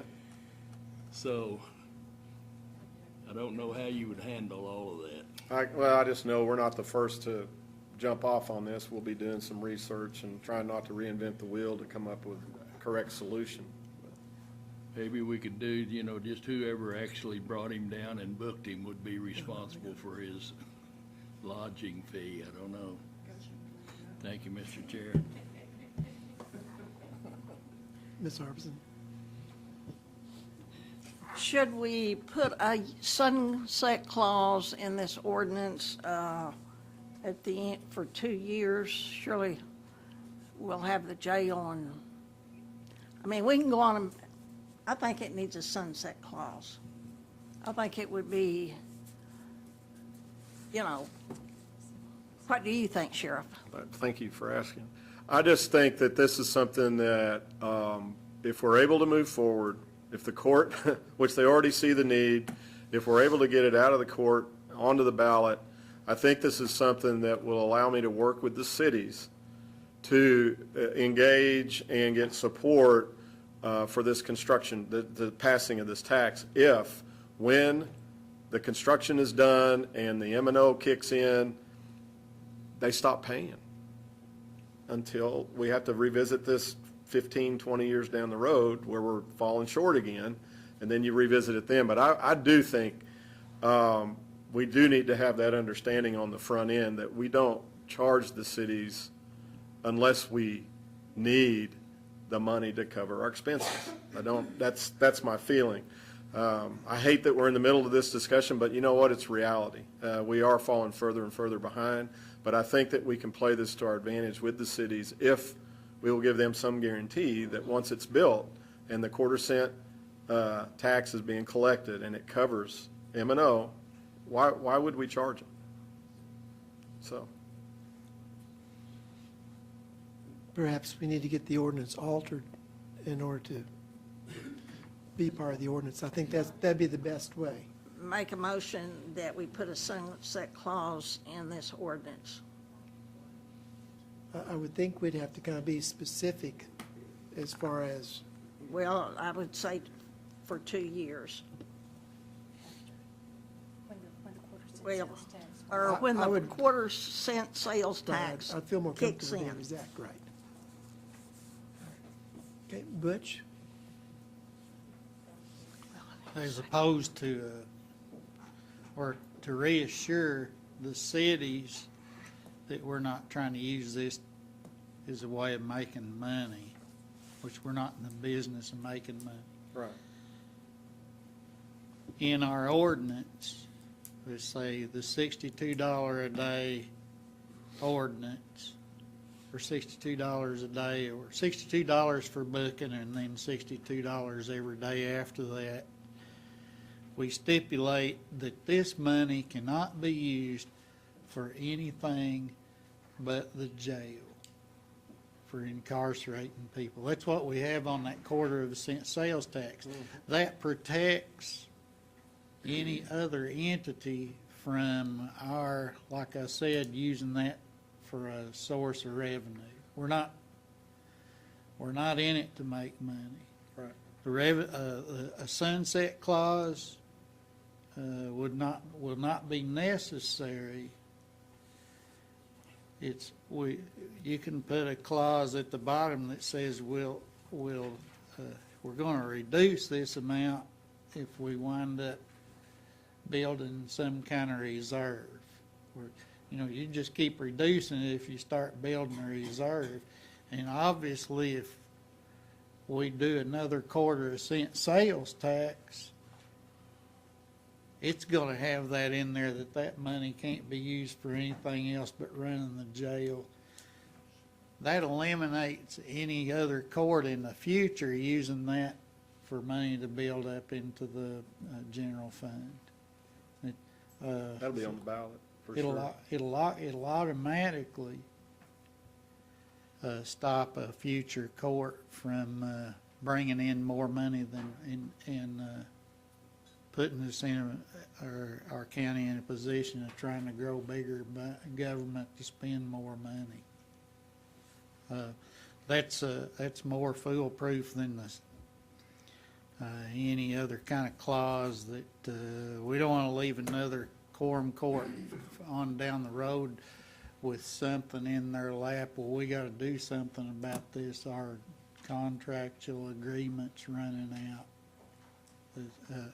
Respectfully to the other idea of the sunset clause. Thank you. Harvey Bowman? Thank you, Mr. Chair. You know, listen to this thing about sunset clauses and so forth. Number one, we're making an assumption here that the voters are going to approve this first issue. Number two, we don't know if and when they will. And number three, we don't know when the initial loan will be paid off. And I think personally, we got to go ahead and move ahead with this thing from a standpoint that we got to cover these costs, and we're going to have to make a decision about dropping this if if the conditions we're talking about are met. So there's a lot of ifs out there in that situation that we got to consider. So talking about a sunset clause before we even get approval on a jail construction doesn't make any sense to me at all. So, Mr. Chair, I suggest we've talked about this. I'm going to call for the vote. There's no motion. We've not made a motion yet. There's no motion, so we need a motion first. Okay. No, there wasn't a motion on sunset. So, just so we're all clear, let's go ahead and we'll do it again, Harvey, if you don't mind, and that way we're all clear on what we're doing here. I'm making a motion that we adopt this ordinance and make the date of implementation January 1, 2020. That's it. Okay, and is there a second? Sir? Second. Okay. We have a motion and a second. Yes, ma'am. Ann? Can we pass an ordinance for a future Microphone. court to enforce?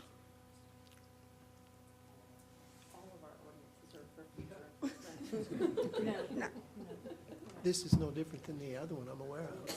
but it's not going to be enforced until 2020, Not implemented. implemented, Yep. enforced. Right. All right. Okay. Yes, sir.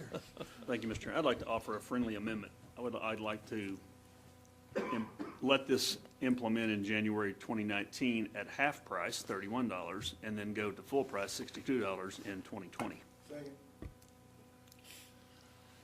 Okay, is that agreeable? Yes.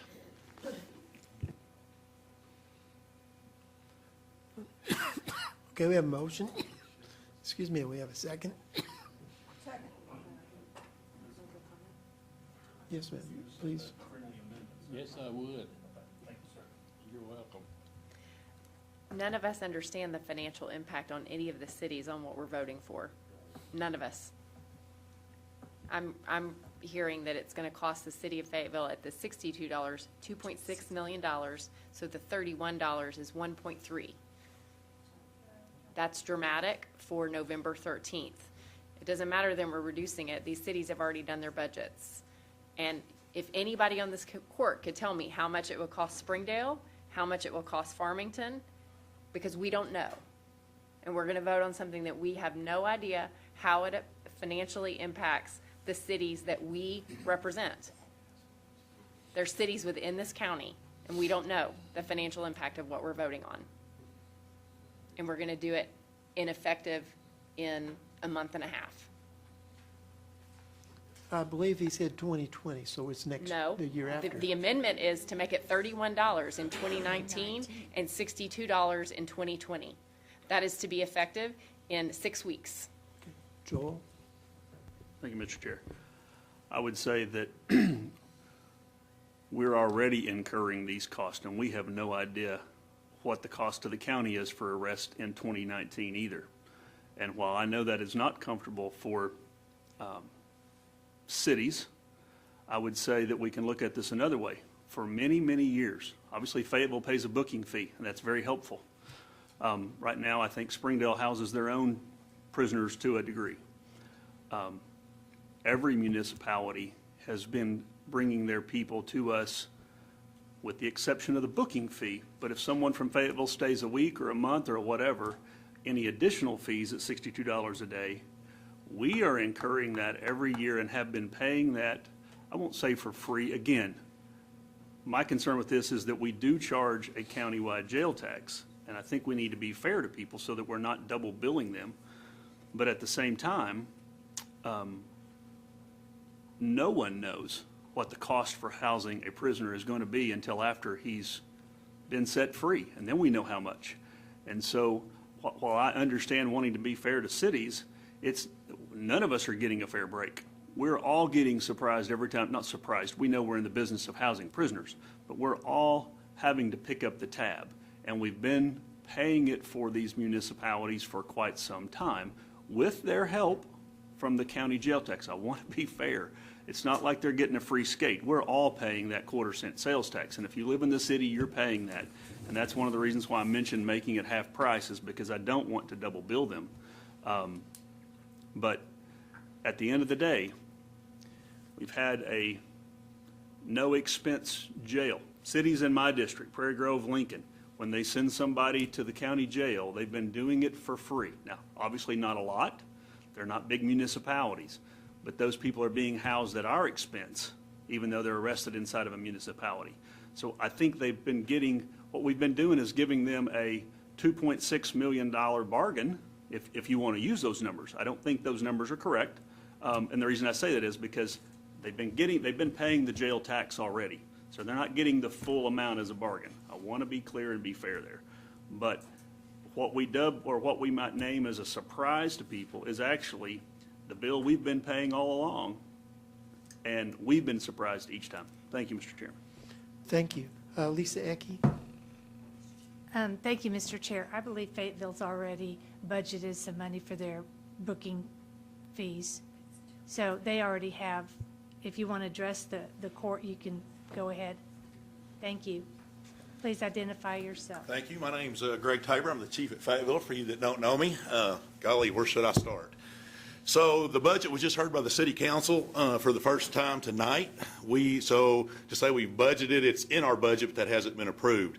What is in our budget is the average that we've used over the last more than that, since 2005, of $62 a day times the number of people that we put in jail. So that number is somewhere around $200,000, a little more. And keep in mind, that's on a one-time booking fee, not a daily rate fee. So, the sheriff and I talk, several times a week. Every year when it comes this time of year, we have this discussion about daily rates and booking fees and all those things. So I don't think I'm too surprised to hear you guys talking about a daily rate. That doesn't shock me a whole lot. I'll have to admit that I was completely taken back by the daily rate for the felons. I've started my career at the sheriff's office, I'm not as old as the sheriff, but almost, so a long time ago. And, it has always been the county's job to handle felons. I mean, as far as I know, since the beginning of time. When we closed our jail at the city, I understand why we needed to pay a booking fee, because we increased their workload by taking all those misdemeanors down there. We did not increase their workload by taking our felonies down there, because the felonies had always went there since the beginning of time. So that's where I've got, I think, hung up the most is this, and I know what this Supreme Court ruling or appeals court ruling says. I know it says you can, but my point is the county has always handled everybody in the county's felony prisoners. It's always been done. And, I don't know what the cost is today. 40 years ago, maybe it was $10 a day. Whatever the cost is, the county bared that brunt since the beginning of time, as far as I know. So I was kind of taken back by that. So we done some quick calculations on numbers, and like Ms. Madison and Mr. Luntram said, there's a million of these crazy scenarios out there that somebody's going to have to be the referee on, whether it's a sheriff or somebody in his office. To Mr. Lundstrom's example, what I can see happening based on his example of Fayetteville encounters somebody that's got a Springdale warrant, guess what?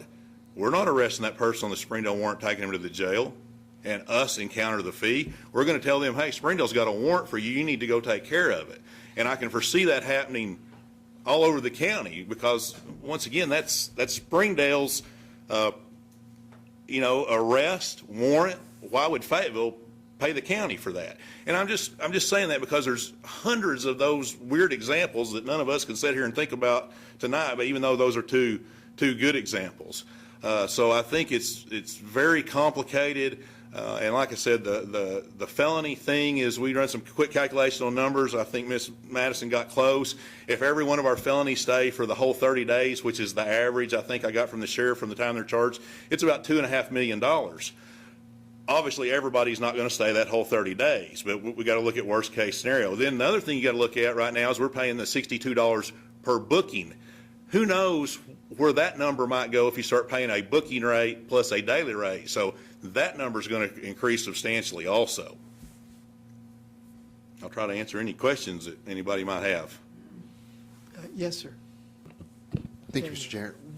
I know Crawford County does it and Benton County does it. What are they doing? Because I understand like a lot of these crazy scenarios that are coming up, and the sheriff's not like, we don't want to reinvent the wheel, but kind of what are they doing? Yeah, I can't speak to specifics about that. I do know, and the sheriff can probably answer this way better than I can. The only one I'm familiar with is Crawford County. I think they charge a daily rate. But how they do all those crazy scenarios, I don't know the answer to. Sue Madison. Thank you, Mr. Chairman. Are we paying a booking fee on felons? No, we're not. No. I meant the city, yeah. No, we're not. Okay. So we pay a booking fee on misdemeanors now, and with this new proposal, we'd pay $62 a day on everybody that we put there. Well, the first time I saw this was when it appeared on the screen there a second ago, so I haven't got to read the whole thing, but I think that's what I hear you guys discussing is $62 booking plus $62 a day on misdemeanors and felons.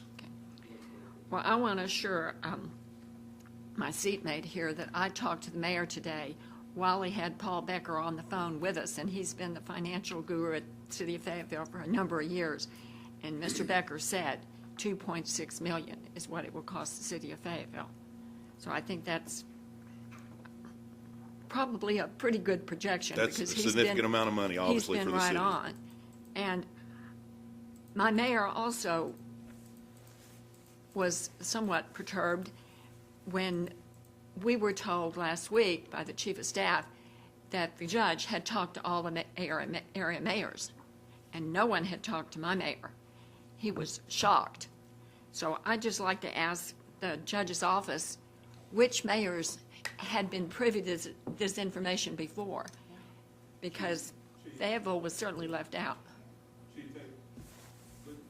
What did I say to you when we walked in? Something about talking to the mayor. I don't remember specifically what you said. Or you talked to him a couple of times, or you tried to talk to him a couple of times. And he said we are playing phone tag. That's correct. That's what I said. He told me y'all were playing phone tag. That's correct. That was since Friday. That's correct. Our meeting was Thursday night when we were told that the judge's office had talked to the area mayors. So I called him I mean, Friday. we only have Fayetteville here, I think, or maybe others, but was it a surprise to the other mayors in the county? All I could do is call the ones I can call. And some of them I talked to, some of them didn't. Okay, so that's all I have. Thank you. Butch Pond. I believe to clarify, and we've discussed several things, right now the discussion is on a $62 booking fee and then $31 per day thereafter for it's not? We're doing 62 and 62? 31 and 31 through the first year, 62 and 62 through the second. Okay, so Continuing years. we're going to drop to a $31 booking fee, so we keep everything the same. Okay. There's no booking fee in this ordinance. There's none in here, that's why. The amendment. Okay. So it's cutting it in half for a year, and maybe some of the cities will get together and come up with a plan for try to vote for a sales tax and build another pod. Is that okay? I wanted to clarify where we'd all be on the same page, and now I guess I am. Thank you. Well, I know you're not asking me, but I want to offer my opinion anyway. I think, we're 6 weeks from being at the end of the year here. We are on a tight timeline for budget. I don't like the felony thing at all, just put that out there, but if whatever road you're going to go down, I definitely like to make an effective 1/1 of 20, much better. That gives us some time to plan. Obviously, the city can't come up with, even if you go to the $31 rate, you're still talking, $1 million, $1.5 million, whatever the number is. It's a significant amount of money. It's not something that we can figure out, in 6 weeks' time what to do. So I definitely, if that's the road you're going down, I definitely like the 1/1 of 20 effective date. That gives us some time to plan and figure out what we, the city, are going to do to secure those funds. Tom Lundstrom. I understand all of these problems, but when we have a census, we're told on a single day that the cities have just removed $1.5 million from our budget, whether we've got it in our budget or not. So it's a kind of a two-edged sword. And we go through this every census year because the cities can annex and we can't. So they're annexing some of our tax money. And that has cost us money. We hear a lot of talk about the property tax reduction, but we don't hear very much talk about the cities taking over $1 million a year from us because of census growth. So, it's one of those things, it's neither the city's fault or ours. That's the way the law is written. That's what we have to live with. But I remember when we had 3 or 4 mayors in here, not wanting us to alter our road fund money because we'd be taking money out of their budgets and, before they were budgeting. So we've had this conversation a number of times. I understand. And I find it very interesting. But we just have to live with the circumstances that we have sometimes. But do you think your city could stand the $31? There's the mayor. There's the mayor. Oh, no, I'm glad he showed up. No, he can't. Just finished the council meeting. So where are we? I have a pretty good idea. We were just talking about charging cities for maintaining their arrest. Yes, I'm sorry. This is Mr. Jordan. He's Mayor Jordan. Yes, I'm the sorry. Mayor of Mayor Lyle Fayetteville. Jordan, City of Fayetteville, Arkansas. Anyway, they had an ordinance where they were wanting to charge the city $62 a night for prisoners. $62 booking fee, $62 a night for housing them. We didn't think that was appropriate while y'all had not done your budget yet either. So the recommendation was made, an amendment was made to reduce it to $31 booking and expense for keeping them overnight until 2020, and then it would go to 62. We started out talking about just starting the whole thing at $62 a night at 2020, but we're really suffering for capital right now to operate our jail. So that's kind of where we're at right now. So I was just asking the chief if we could the city of Fayetteville stand the $31 a night for 2019? Well, I can tell you, we ran the numbers on the 62. And did they discuss the felons? We said 2.6 million. Yeah, it cost us 2.6 million. If you look at my reserve funding right now, I'm sitting at $5 million. So it would take half my reserve funding to fund the 2.5, and within 2 years, my reserve funding would be gone. So I think that would put us in some sort of, which would certainly force the city to raise taxes. I wouldn't Well, see. that's also our problem. Our Yeah. reserve funding is just about gone. Yeah. And most of it is gone to support the jail. I understand that, but all I'm saying is, from my perspective, in 2 years, my reserve funding is gone. Yeah, I understand. Thank you. So we've got to continue the services, like you do. So if that is gone, then I won't have any recourse but to probably raise taxes to whatever we need. I think I have $2 million left that I can raise, and then I'm I can't raise it anymore. I don't know what that would generate, probably about 1.6 a year, so I'm still a little short. So what you're proposing is $31, which would be half of that.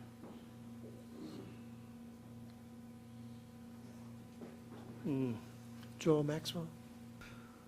I know you just got comfortable again. Chief Tabor, can I address this question to you? So you mentioned something earlier that I think is pertinent. That obviously if you're having to pay each time you bring somebody in, you're going to monitor and bring in the people that need to be here, but you're not going to bring in, not that you bring in somebody frivolous now, I don't want to be misunderstood, but you're going to be careful. And if it's a Springdale person and really the warrant and then the issue and all that is Springdale, then you're going to make a decision. Do we want to pick up the tab and bring them to Washington County, or do we want to see if Springdale wants to serve their warrant and see those people? So if what I'm hearing you say is then you would probably look to decrease where prosecutorial discretion makes good sense, who you would bring to the jail. So is that true? That's true. I think like if you're, I don't know if you're specifically talking misdemeanors or felons or both, but I think, okay, so I think we done that whenever we went to the jail, the county jail first in 2005.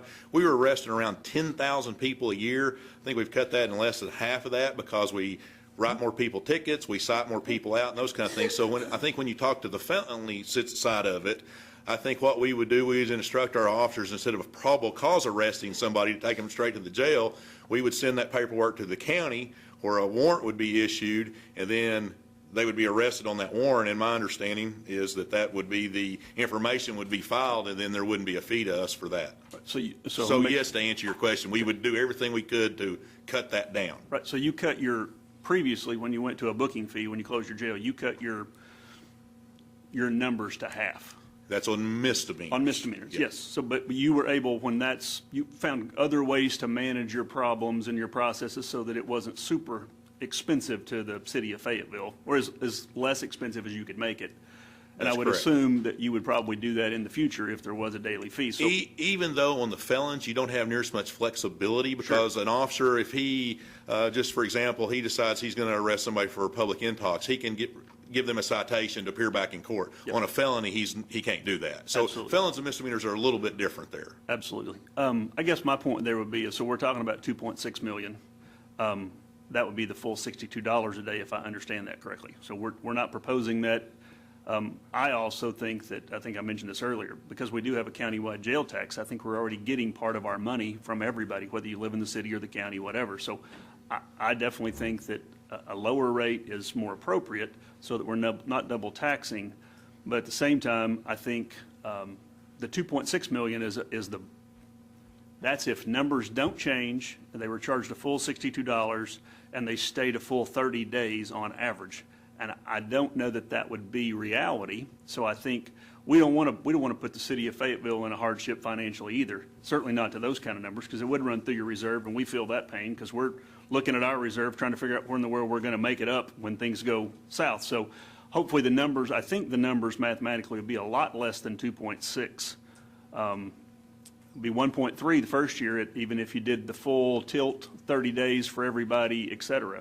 So I think it probably in reality, I hate to guess at that, but I think it probably more in the $500,000 or $600,000 range. If you cut those numbers to half, it would be much less than that. So I want to make sure we're doing fair math, and I want to make sure we're being fair to you guys and not charging you the county sales tax and a booking daily fee too at full price or half price one, full price the other. There's no way we could cut those numbers in half, because basically we've done everything on misdemeanors that we can possibly do.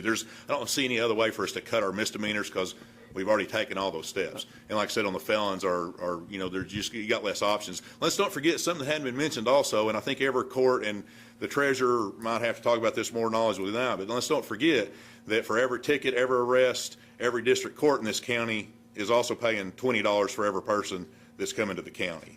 So that's something else that's being assessed at different municipalities throughout the city. I think if I'm hearing you correct, where you might cut some of the other arrests that you haven't already brought down already, it would be when there are other entities involved, like warrants in Springdale, warrants in Rogers, warrants Oklahoma, whatever. Possibly. We'd be obviously trying to bring those people in and letting everybody kind of cover their own criminals. I mean, obviously, we're not going to let public safety suffer because of this. If somebody has a Springdale warrant for some kind of violent offense or something, that wouldn't be the case. But if they failed to show up for court on a speeding ticket, yes, that might be the case. Absolutely. Can I say just one more thing? Use the mic. The musical chairs here. I have been put at a little bit of in an awkward situation because I really didn't know about this until Friday morning. So you're asking me to make decisions tonight when I really have just had from Friday morning until tonight to see, what this is. I don't know. My finance director's not here. I'm being asked to make decisions on the finances just like that.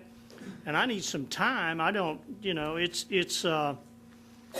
Friday morning is, this is like 4 days, and the city's being looked at maybe making a $2.5 million, you all are doing that, but that puts the burden on us to pay it.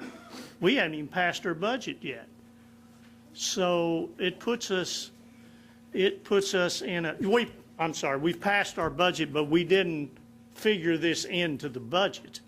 And we would have had this discussion on the tax levy in October if we had really known that I was going to be here tonight. So, I don't know if 31 will work. I'd have to talk to my finance director, and I think that's proper, but I've only had 4 days to work on this.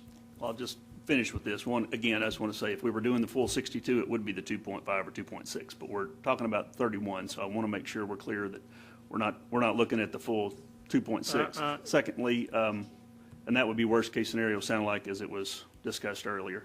And then last, I just want to be clear, we're not trying to make money on the jail. If we were, we've done a poor job of it for the last however many years. We're not very good business people when it comes to making a profit on the jail. So we're trying to work in conjunction with the cities so that we're not covering expenses that are drowning us at the jail, which is what they're doing right now. This is not some offensive move on our part.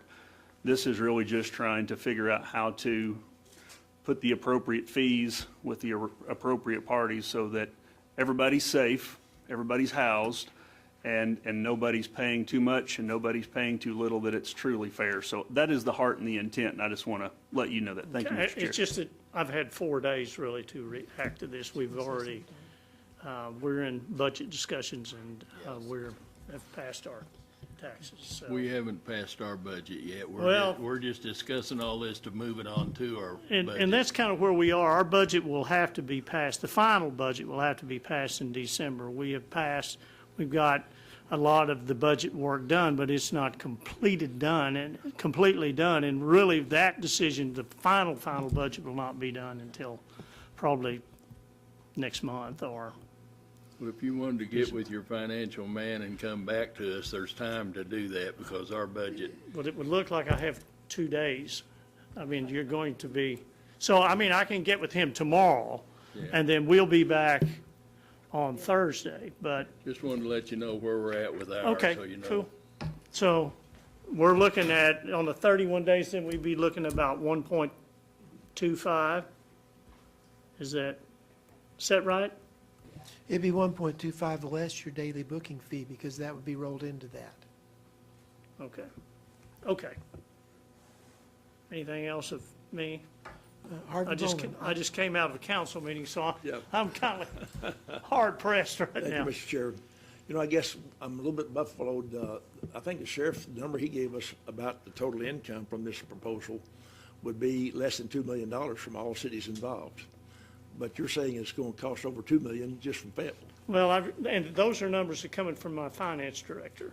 He was figuring 115 felonies at 30 days came to 213,000 times 12 came to 2.5. Well, I think the sheriff's numbers were based on actual numbers of what we were seeing down there. Okay, right now. and again, that was what was the average that we saw. Rather than speculating on 30 days, that dramatically changes the whole picture.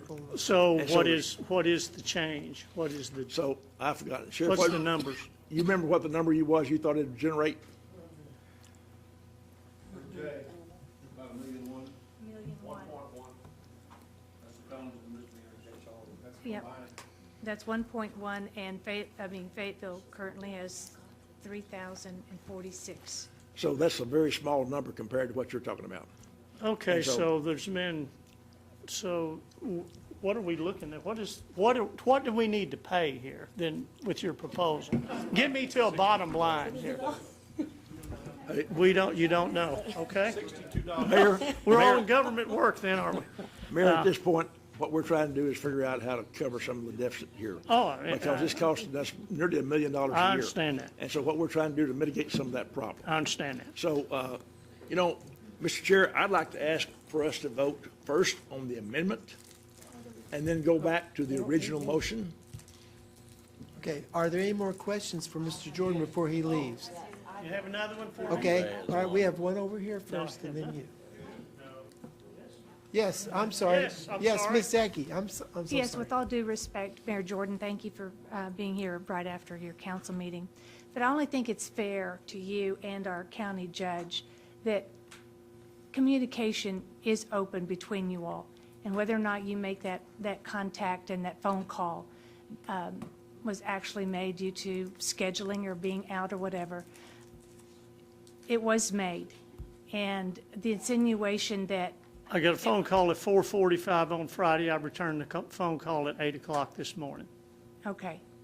So it works both ways. But there was a slur against our county judge that he did not try to reach out and talk to all the mayors about what was coming up, and just so that way we would throw this bombshell on you all and not be prepared. Although we have had to assume a lot of unexpected $1 million expenses when EMS decides to not be serviced to certain parts of whatever, and we're never given any notice on the things that Fayetteville's doing or Springdale's doing. And so if we can set precedents from here forward on giving each other notice, so that way we can prepare for our budget, that would be good on both parts, because there's many a times that the county was never given notice on anything. But we had to assume 1.5 million, another time another 1.5 million without any notice. So I would like open communication and advance notice to anything that is going on that is going to financially impact the county from this time forward, and that it be reciprocal, if it could be. Fair enough. Thank you. But we're, like, right now, we're in budget discussions for 2019. We've passed 2018. Now we're looking at 2019. And that, I've got to know about what this is going Certainly. to cost, because I got to get with the finance director, and we're working on budget right now. And we'll do our due diligence. All right. Okay, thank you, sir. And for the miscommunication, I do apologize, but I wasn't in Friday afternoon, but I was in this morning. And I Okay. did call back about 8 o'clock this So morning. there we have it. Thank you. We have one more Thank you, question. Judge. I'm sorry. Mayor Jordan, I just wanted to say, I'm sorry that you're not getting the best treatment here tonight, but Oh, I believe I was. I've been treated Point worse. of order, that I is believe- not true. I believe I was the one that told you, on Friday morning about this potential increase, and at that point, you did not know about it. I did not. Okay. What I wanted to ask you, though, was, is our assessor, I guess, what's the mechanism for you all notifying the county assessor of your mills? Because we have to levy your property taxes.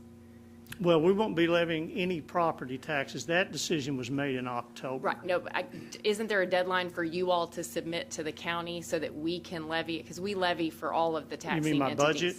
Yeah. It's got to be done by December the 31st. Well, when do you all have to notify us? Because our millage vote is Thursday, and it includes your millage. Okay. So I'm just trying to figure out, what I'm trying to say is, I think that we have already given you effectively a deadline to set your millage, and there's no way for you to back that up because it's on our agenda for Thursday. We made the decision in October not to pass any millage, so we don't have a millage increase right now, so I Right. can't go back and do a millage. It's what I'm Right. trying to say. Well, and I think that's partly because of our schedule, because we're the levying entity. And so since we've already passed that out of committee onto the full quorum court, there's no way for any city to go back now and try to impose a millage to pay for this. Because once October gets passed and Yeah. we make the decision whether we're going to pass any millage. I made a recommendation not to pass any millage this year. Okay. So if the council voted it in, But had I known, you know, Right. we would, You stayed flat, is what you did? yeah, Okay. yeah. Is that a Yeah. question for the mayor? Sir, Mayor Jordan, do you or anyone here that works with you know what you budgeted for booking fees for 2019 or 2018? Somewhere in the upper 200,000. Yeah. 68 or something like that. I could get you closer if I had my finance director. I know it's over 200,000. I just can't Over remember. 200,000, Call it 250. 250,000. Okay, thank you. Anything Is else? that for Mayor Jordan? Yep. I'm sorry. One last thing, because we're all over the map and it's hard to speculate, so I just pulled up the email that we got from the sheriff's department. Last year, the total estimated, total county misdemeanor and felonies, all combined, billable board days were 19,000, and I'm rounding up. Okay. That, at $31 a day for the entire, every municipality in the county, not just Fayetteville, would be $589,000. So obviously, you and Springdale are going to be and they're not yet, but would be the major contributors to our jail just because of the population. That would Lincoln be and true. West Fork and Prairie Grove are probably not going to be. So even if we only carved out a third of that, that's $200,000. If we give you a half of that, that's looking at less than $300,000. So I just want to make sure that I we're not, think- the sky's not falling and we don't react to 2.6 million when what I think at current booking for 2017, the numbers are a little more consistent with. Yeah. Fayetteville could be, if you really round up under those numbers, we can't predict the future, but at least in the past, you're looking at about a $300,000 or less if you give Fayetteville half of that responsibility. So I just want to make sure we're level setting that, and I appreciate it. And thank you for. Yeah, and I'm just working with listening. I know numbers I that's- get from finance folks and my police chief and. That's very awkward to get to leave your council meeting and come in here all at once and Well, getting a jump in this, so I appreciate you doing that. You're But right. that's why I want to make it where it's not quite so painful and we're down to more realistic numbers. Thank you, sir. Okay, so I'll probably be back. Do you have a question for me? Yes, sir. I just want to say thank you very much, and I appreciate your patience with us. You should have had those numbers before, and I apologize for that. We'll work our way through this. We'll make sure whatever you need, you let us know. We'll do our very best to make sure we're all on the same page. So I want to be sure I got this. So you're talking about if you go to $31 a day, then it'll end up costing me an extra $300,000. Yeah, for 1 year. And then it goes to 62 the second year. Oh, okay. Should have been 62 the first year. You have time. Okay. Okay. All right. Thank you very much. We really appreciate it. Okay, are there any other questions on this? Any other discussion? Daniel Balls. Thank you, sir. I'm for us doing something. I'm going to vote no on this tonight. I don't think we know numbers, what it is. We're speculating. I would rather see something so that we can go to Lincoln and say, this is what it's going to cost you. We can go to Prairie Grove, this is what it's going to cost you. I don't want to see one of these small towns give up a service because we sprung something on them 6 weeks before and something goes bad. I'm for this. I'm not for doing it the way we're doing it here. I think we just need to, I'd rather see some better numbers by city, what it's going to cost, and I'd like for them to have that number so they could work on that and say, okay, here, we can do this or we can't do this or we've got to make some changes. I want to do this. I don't want to do it this way. So when I vote no, it's not because I'm against it. It's because I'm for it. I'm just not comfortable doing it right now with so many questions in it. I mean, Donald Jordan showed up because he's just down the road. But what are the other mayors? Do they know what these are going to cost? So I'm for this, but I'm going to vote no on it tonight. There's just too many questions that are out there for me. So do I hear you saying that you want to table this? No, let's not table it, no. I'm not saying that. Okay. I think we need to go through because then they can get, if you want to vote yes on it, you can get beat up. But I'm for something like this. I just don't think this is the right way to do it. And I'm not going to say I want to table it. I don't think it would pass anyways. But You don't. I'm going to vote no on it tonight. I guess the reason that asked that question was because if we table it, we can bring it up for discussion. If it fails, where are we? I mean, that's my thoughts. That's just my thoughts. Ann Harbison, I believe you were next.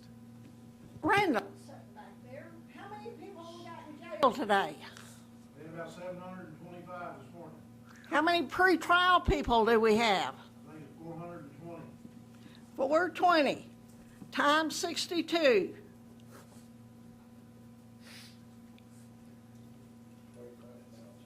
It's 25,000, well, it's 26,000.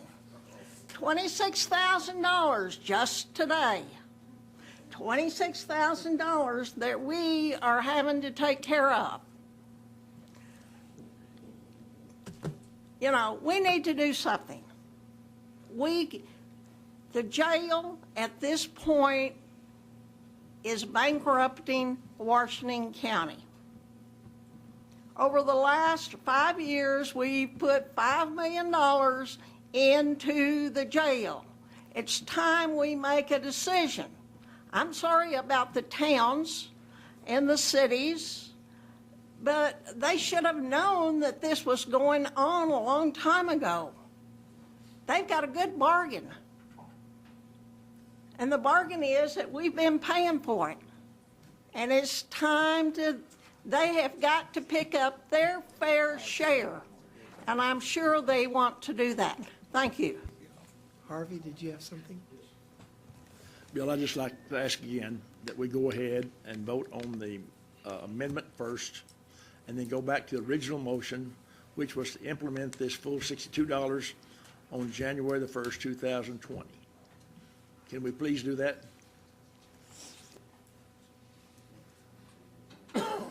Ms. Masson? I just wanted to say that the Supreme Court decision that authorized for the first time for the county to charge cities for felonies was decided on February 8th of 2018. So that's a very short period of time for cities to have been prepared for this reality. And so to say that cities should have seen this coming, they should have known, they might have been prepared for it for misdemeanors.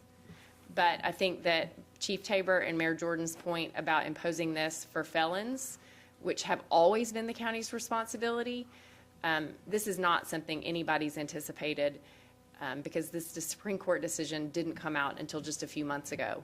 So, again, this is too much, too fast. I don't know how much it's costing cities. I don't know that all the mayors know. I mean, it affects the University of Arkansas, and we've not thought about that. So I will be voting no, and I encourage my fellow JPs to do the same. And for parliamentary procedure, I think that the author of the original motion accepted the amendment, so I think it's all merged into one.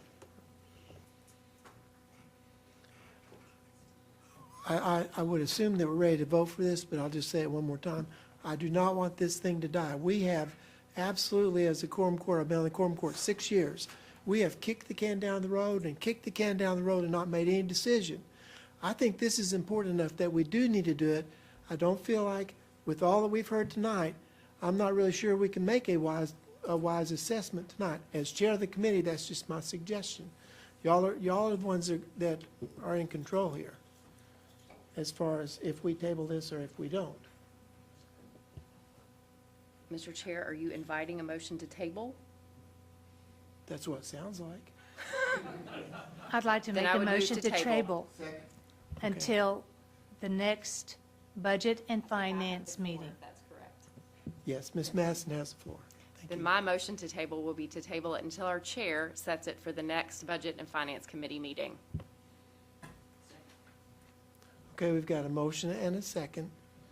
All right, so all in favor of tabling, say aye. Aye. Any opposed? No. Okay, 3 people? No. All right, we'll show hands, or we'll just have a roll call, that way it'll be documented. Daniel Balls. Yes. Harvey Bowman. No. Alicia Devons. No. Robert Dennis. No. Lisa Ecke. Yes. Ann Harbison. Yes. Colleen Browning. No. Tom Lundstrom. No.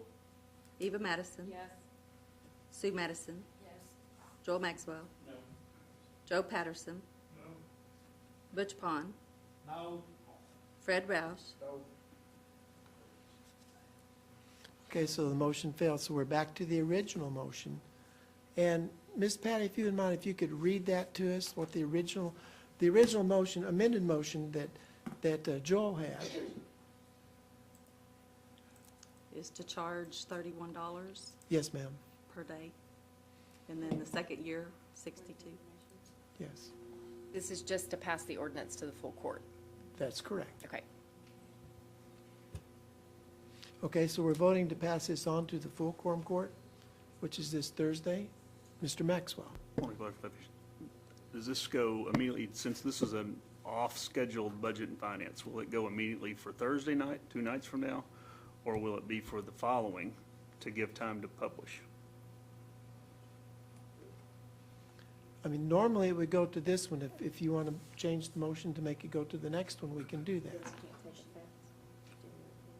Right. Right. It'll take effect February 1st, if And that's I the think case. that's, I would make the motion that would give some of these cities whatever time to have another thought and a little bit of time to digest that. So I would make the motion that this be for December's full quorum court. Okay, all in favor? So the motion, so let's vote on the first, well, but it was an amendment to the motion. So now we're back to the original motion. Okay, point of order. There's a motion on the floor, and there's a second. And then there was a second motion made, which was out of order.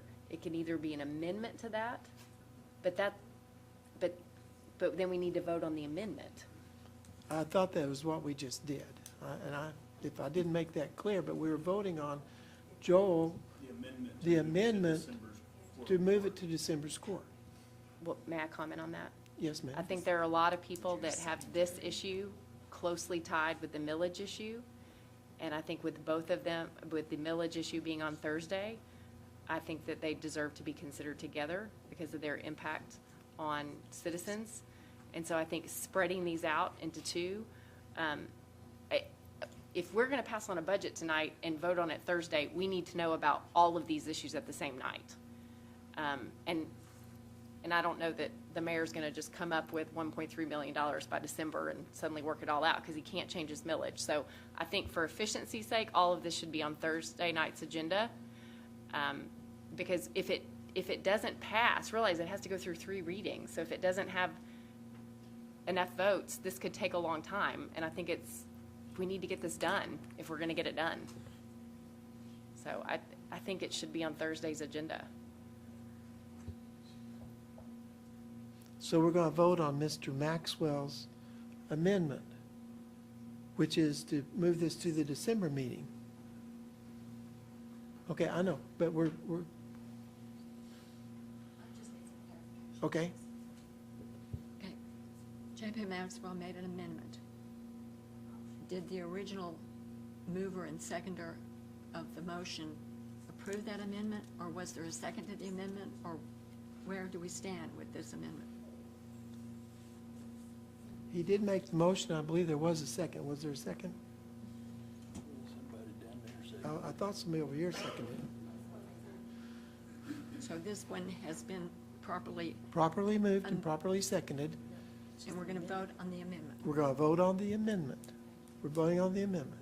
So all in favor of moving this to the December meeting, well, we'll start with all in favor, say aye. All opposed? No. Okay, Miss, Daniel Balls. No. Harvey Bowman. Yes. Alicia Devons. Yes. Robert Dennis. No.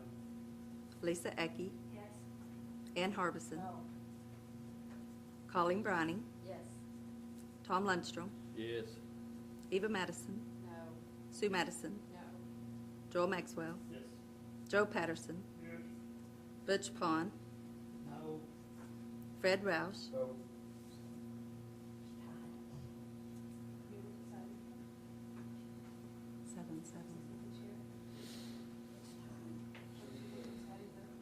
Yeah, so it's a tied vote, and I move to move it to December. So that's a yes.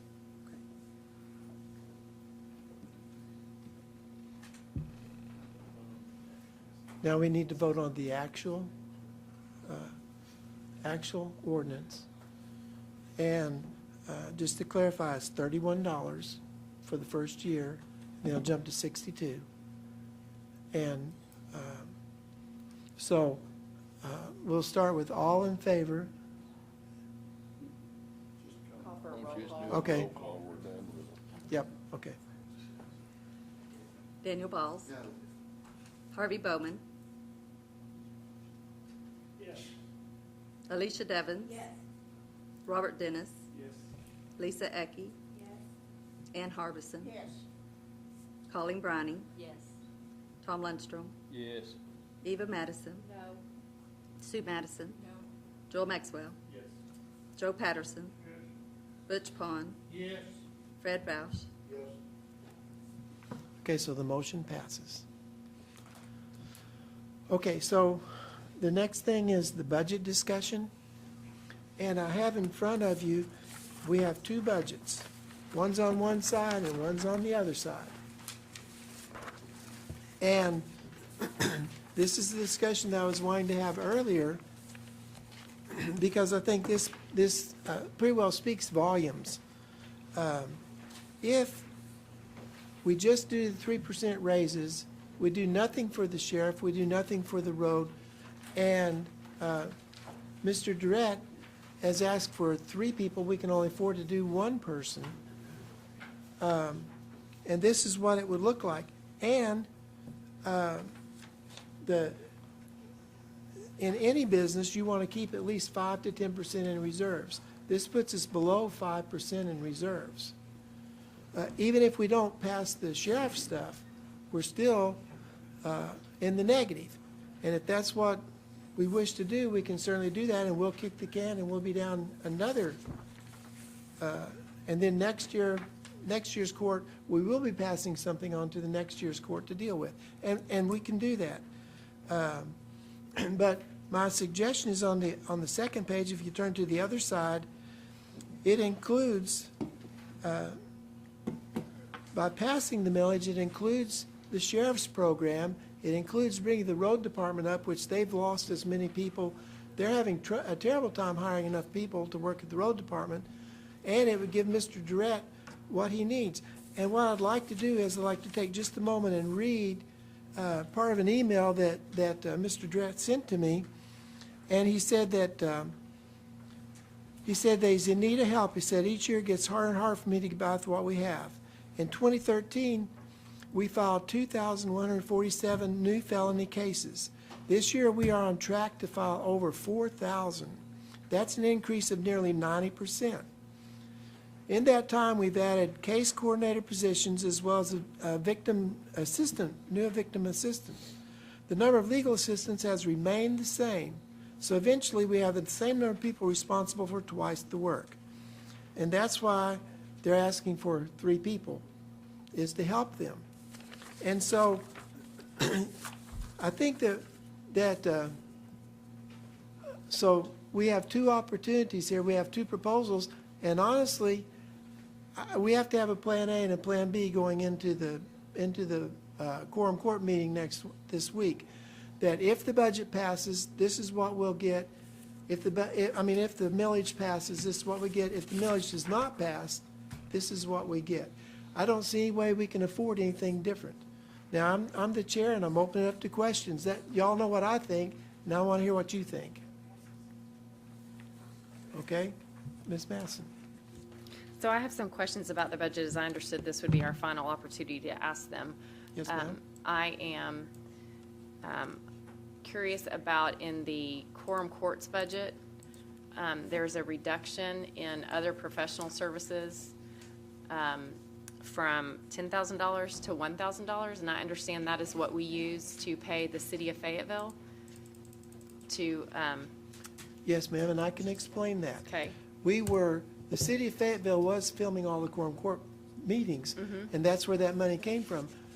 And we figured out that our IT department could do that at no extra cost to the county, and so that's a savings. Well, where will the meetings be posted? Because right now they're broadcast through the city's channel, and if we don't have a contract with the city, they can't film them. They can't show them on TV. My understanding is that they can still show them. They show all the other people. The only thing that changed is that we don't have to pay somebody to come down here and to film it.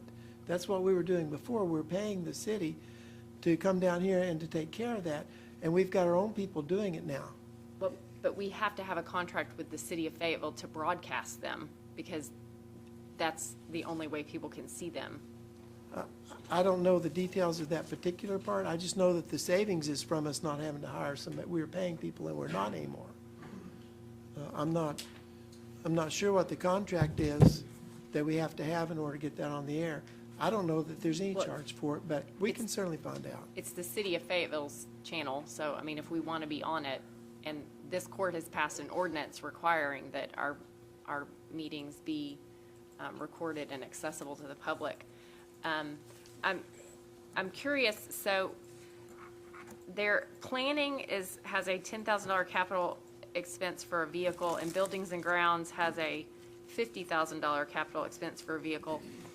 And if you look at the logic, I'm not really following this. So Buildings and Grounds is asking for 2 new vehicles to replace older vehicles, but planning is asking for $10,000 to buy a used vehicle. And I guess I don't understand the logic between why some people get new cars, some people get used cars, because I would take used cars over new cars if they work for some departments, and I don't understand. It seems like we're buying used cars that we're replacing in other departments, which, Chief, could you answer that for us?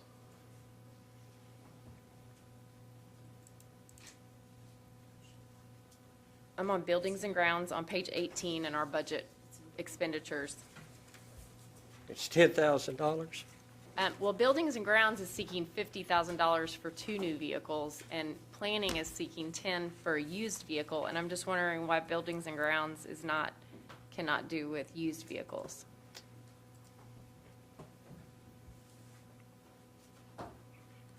I agree with you. Okay.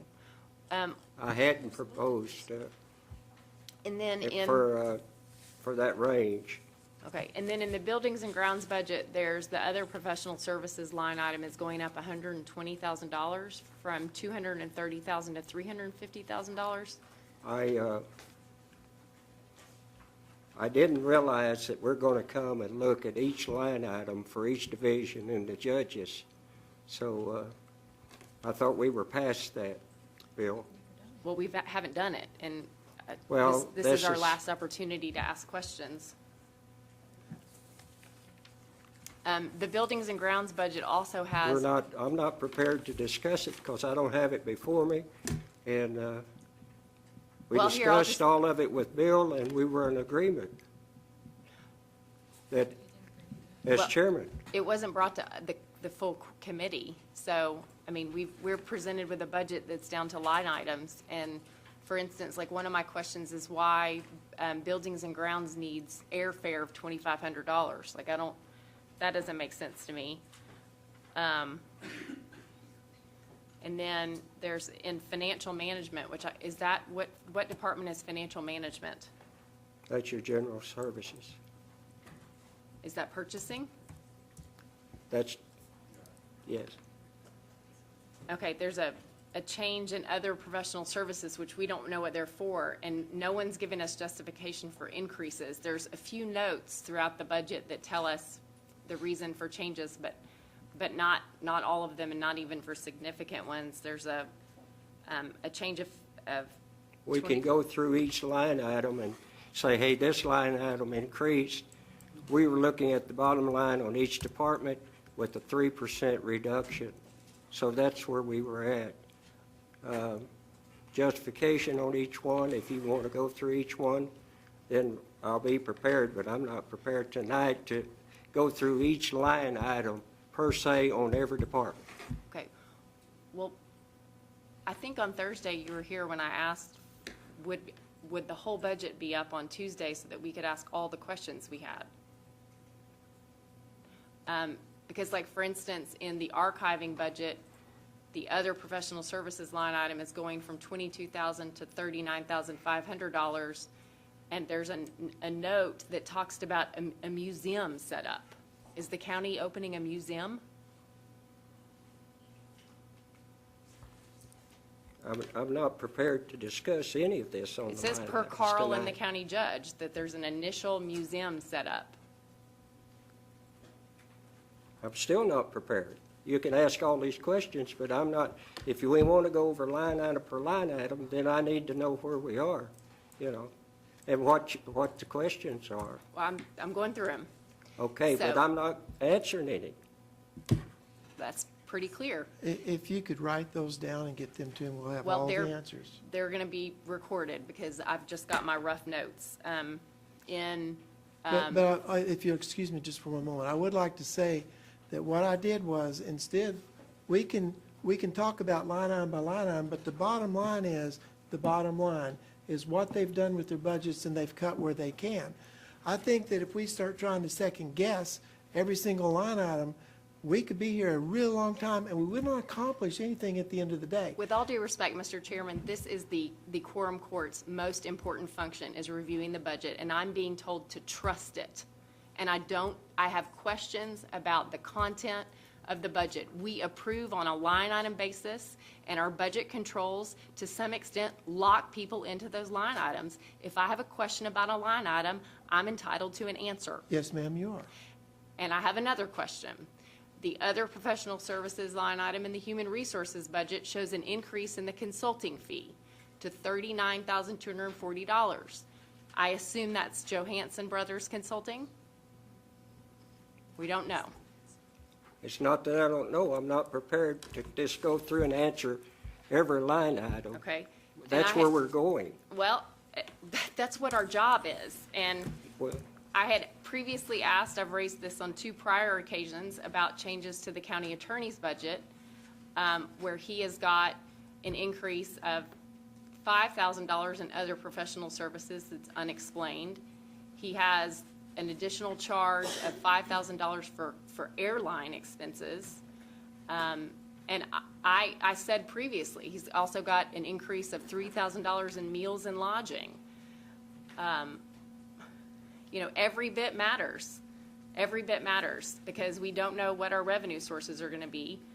And I'm very disturbed at what I hear about our county attorney going off to Washington, D.C. and staying in 5-star hotels Point of for order. thousands of dollars. All right, just a moment.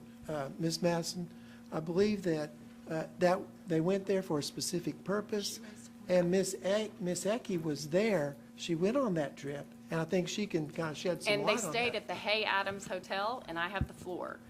And This is against what you have already said as part of our processes, Mr. Chair.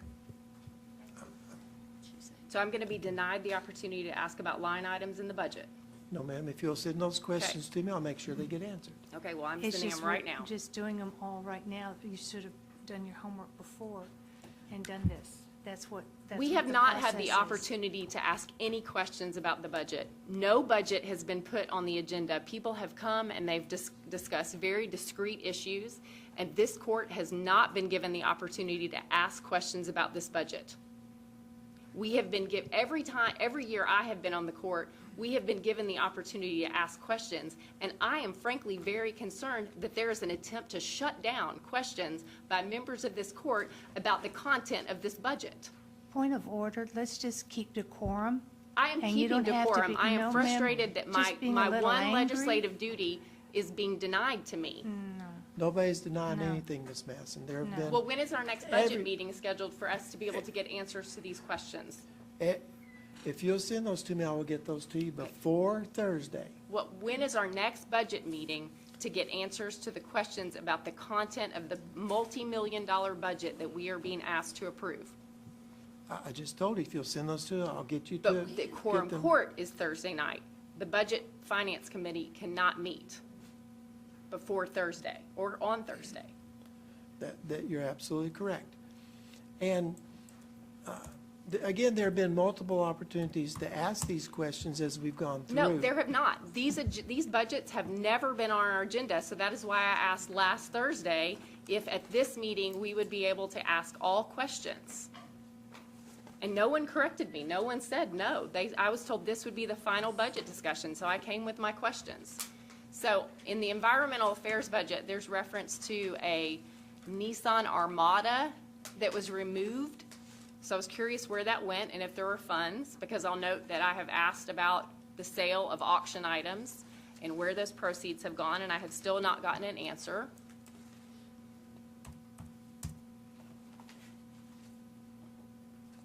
I've lost the place of, there is a, in the Veterans Affairs budget, there is a request for $1,000 in mileage when my understanding is they don't have a vehicle. It's a new expense, so I'm curious as to where they have acquired a vehicle that's requiring us additional cost.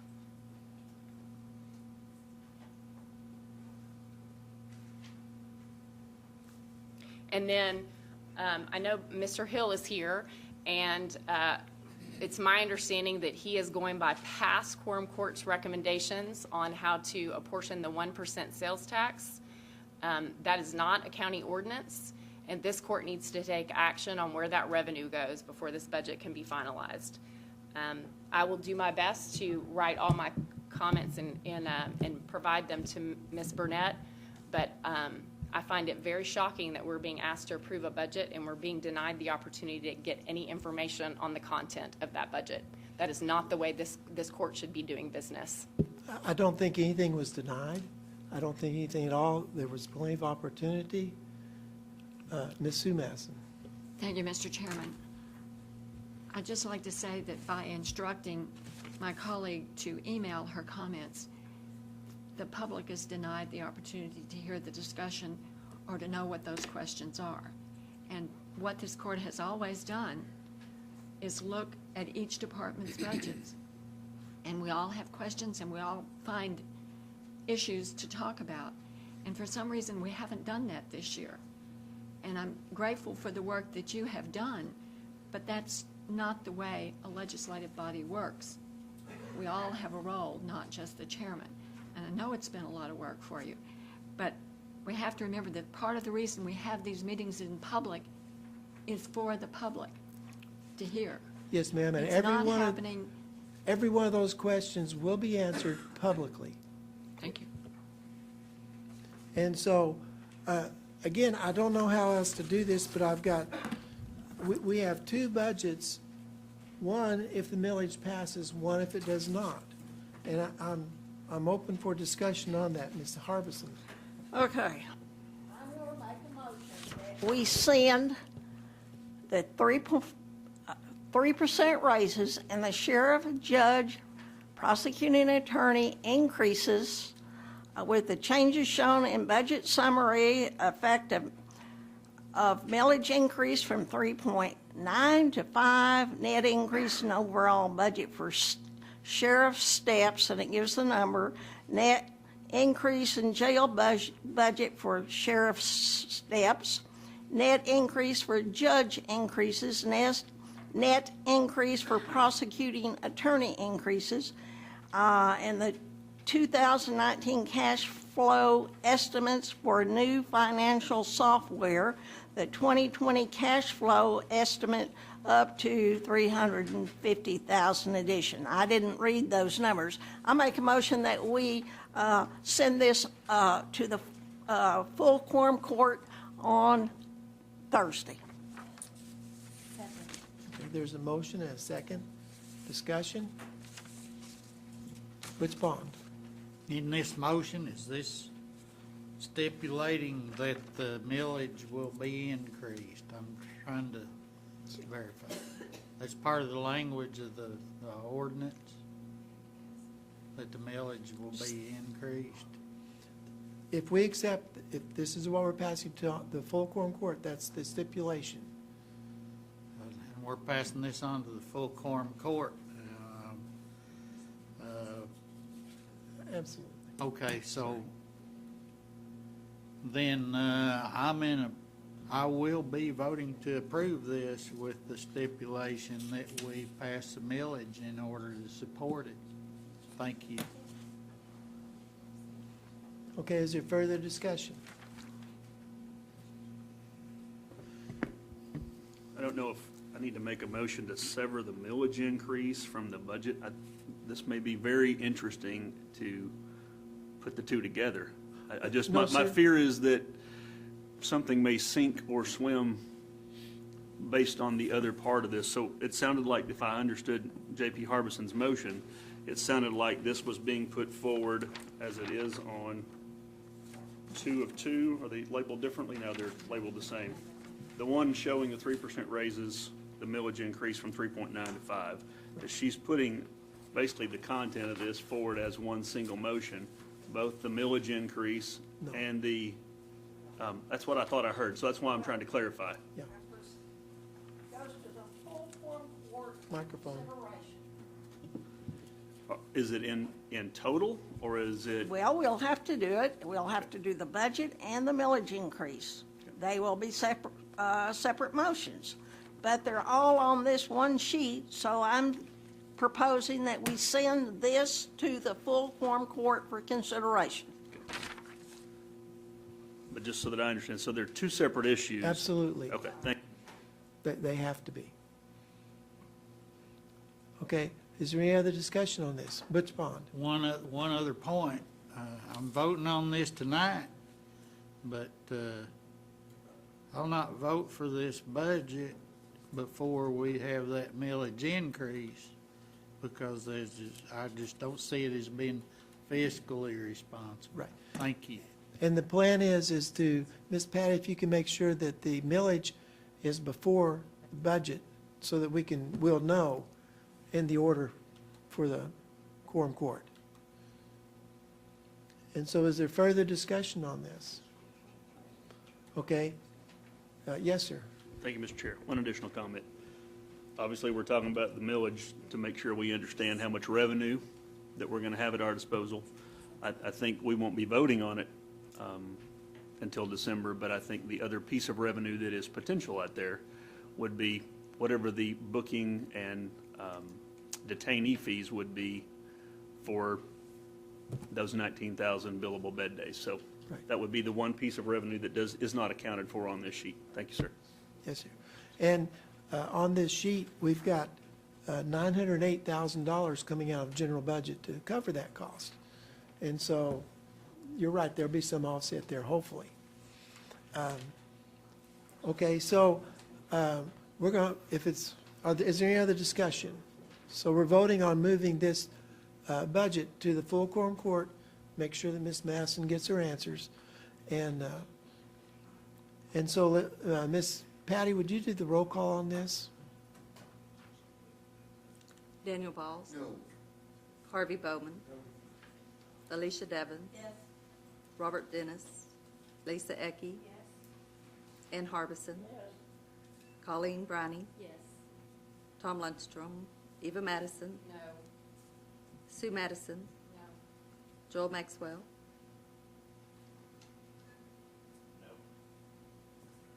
Butch Pond. Yes. Fred Rouse. Yes.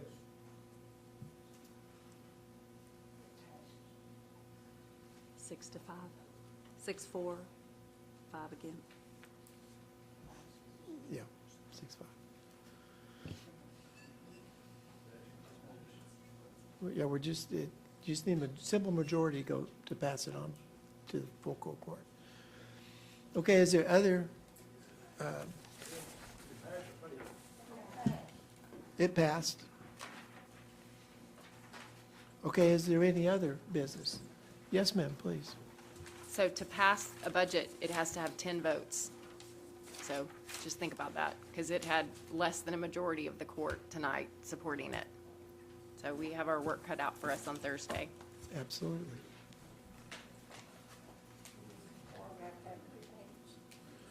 We still need 8 votes.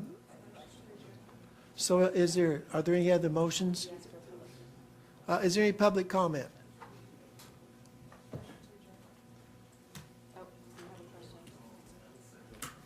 Yes, sir.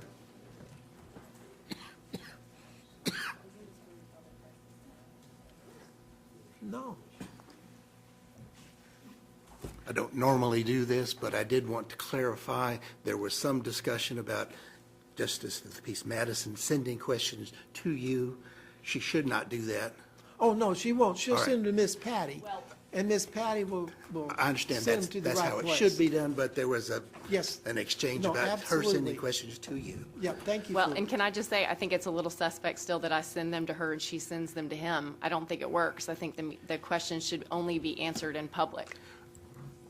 That's between Okay. all of you. I was going to say, I was going to ask, Yeah, no. anything that goes to any of the JP's email questions, that, will you also send them to me? Which responds to your FOIA request, but doesn't cure FOIA for public notice, so. Right. I do the best I Yeah, can. we're go- No, I'm trying to make sure you know I'm mindful of my obligations. And I am too. And thank you very much for making that comment. Do we have a second? Motion to adjourn second. All in favor? Any opposed?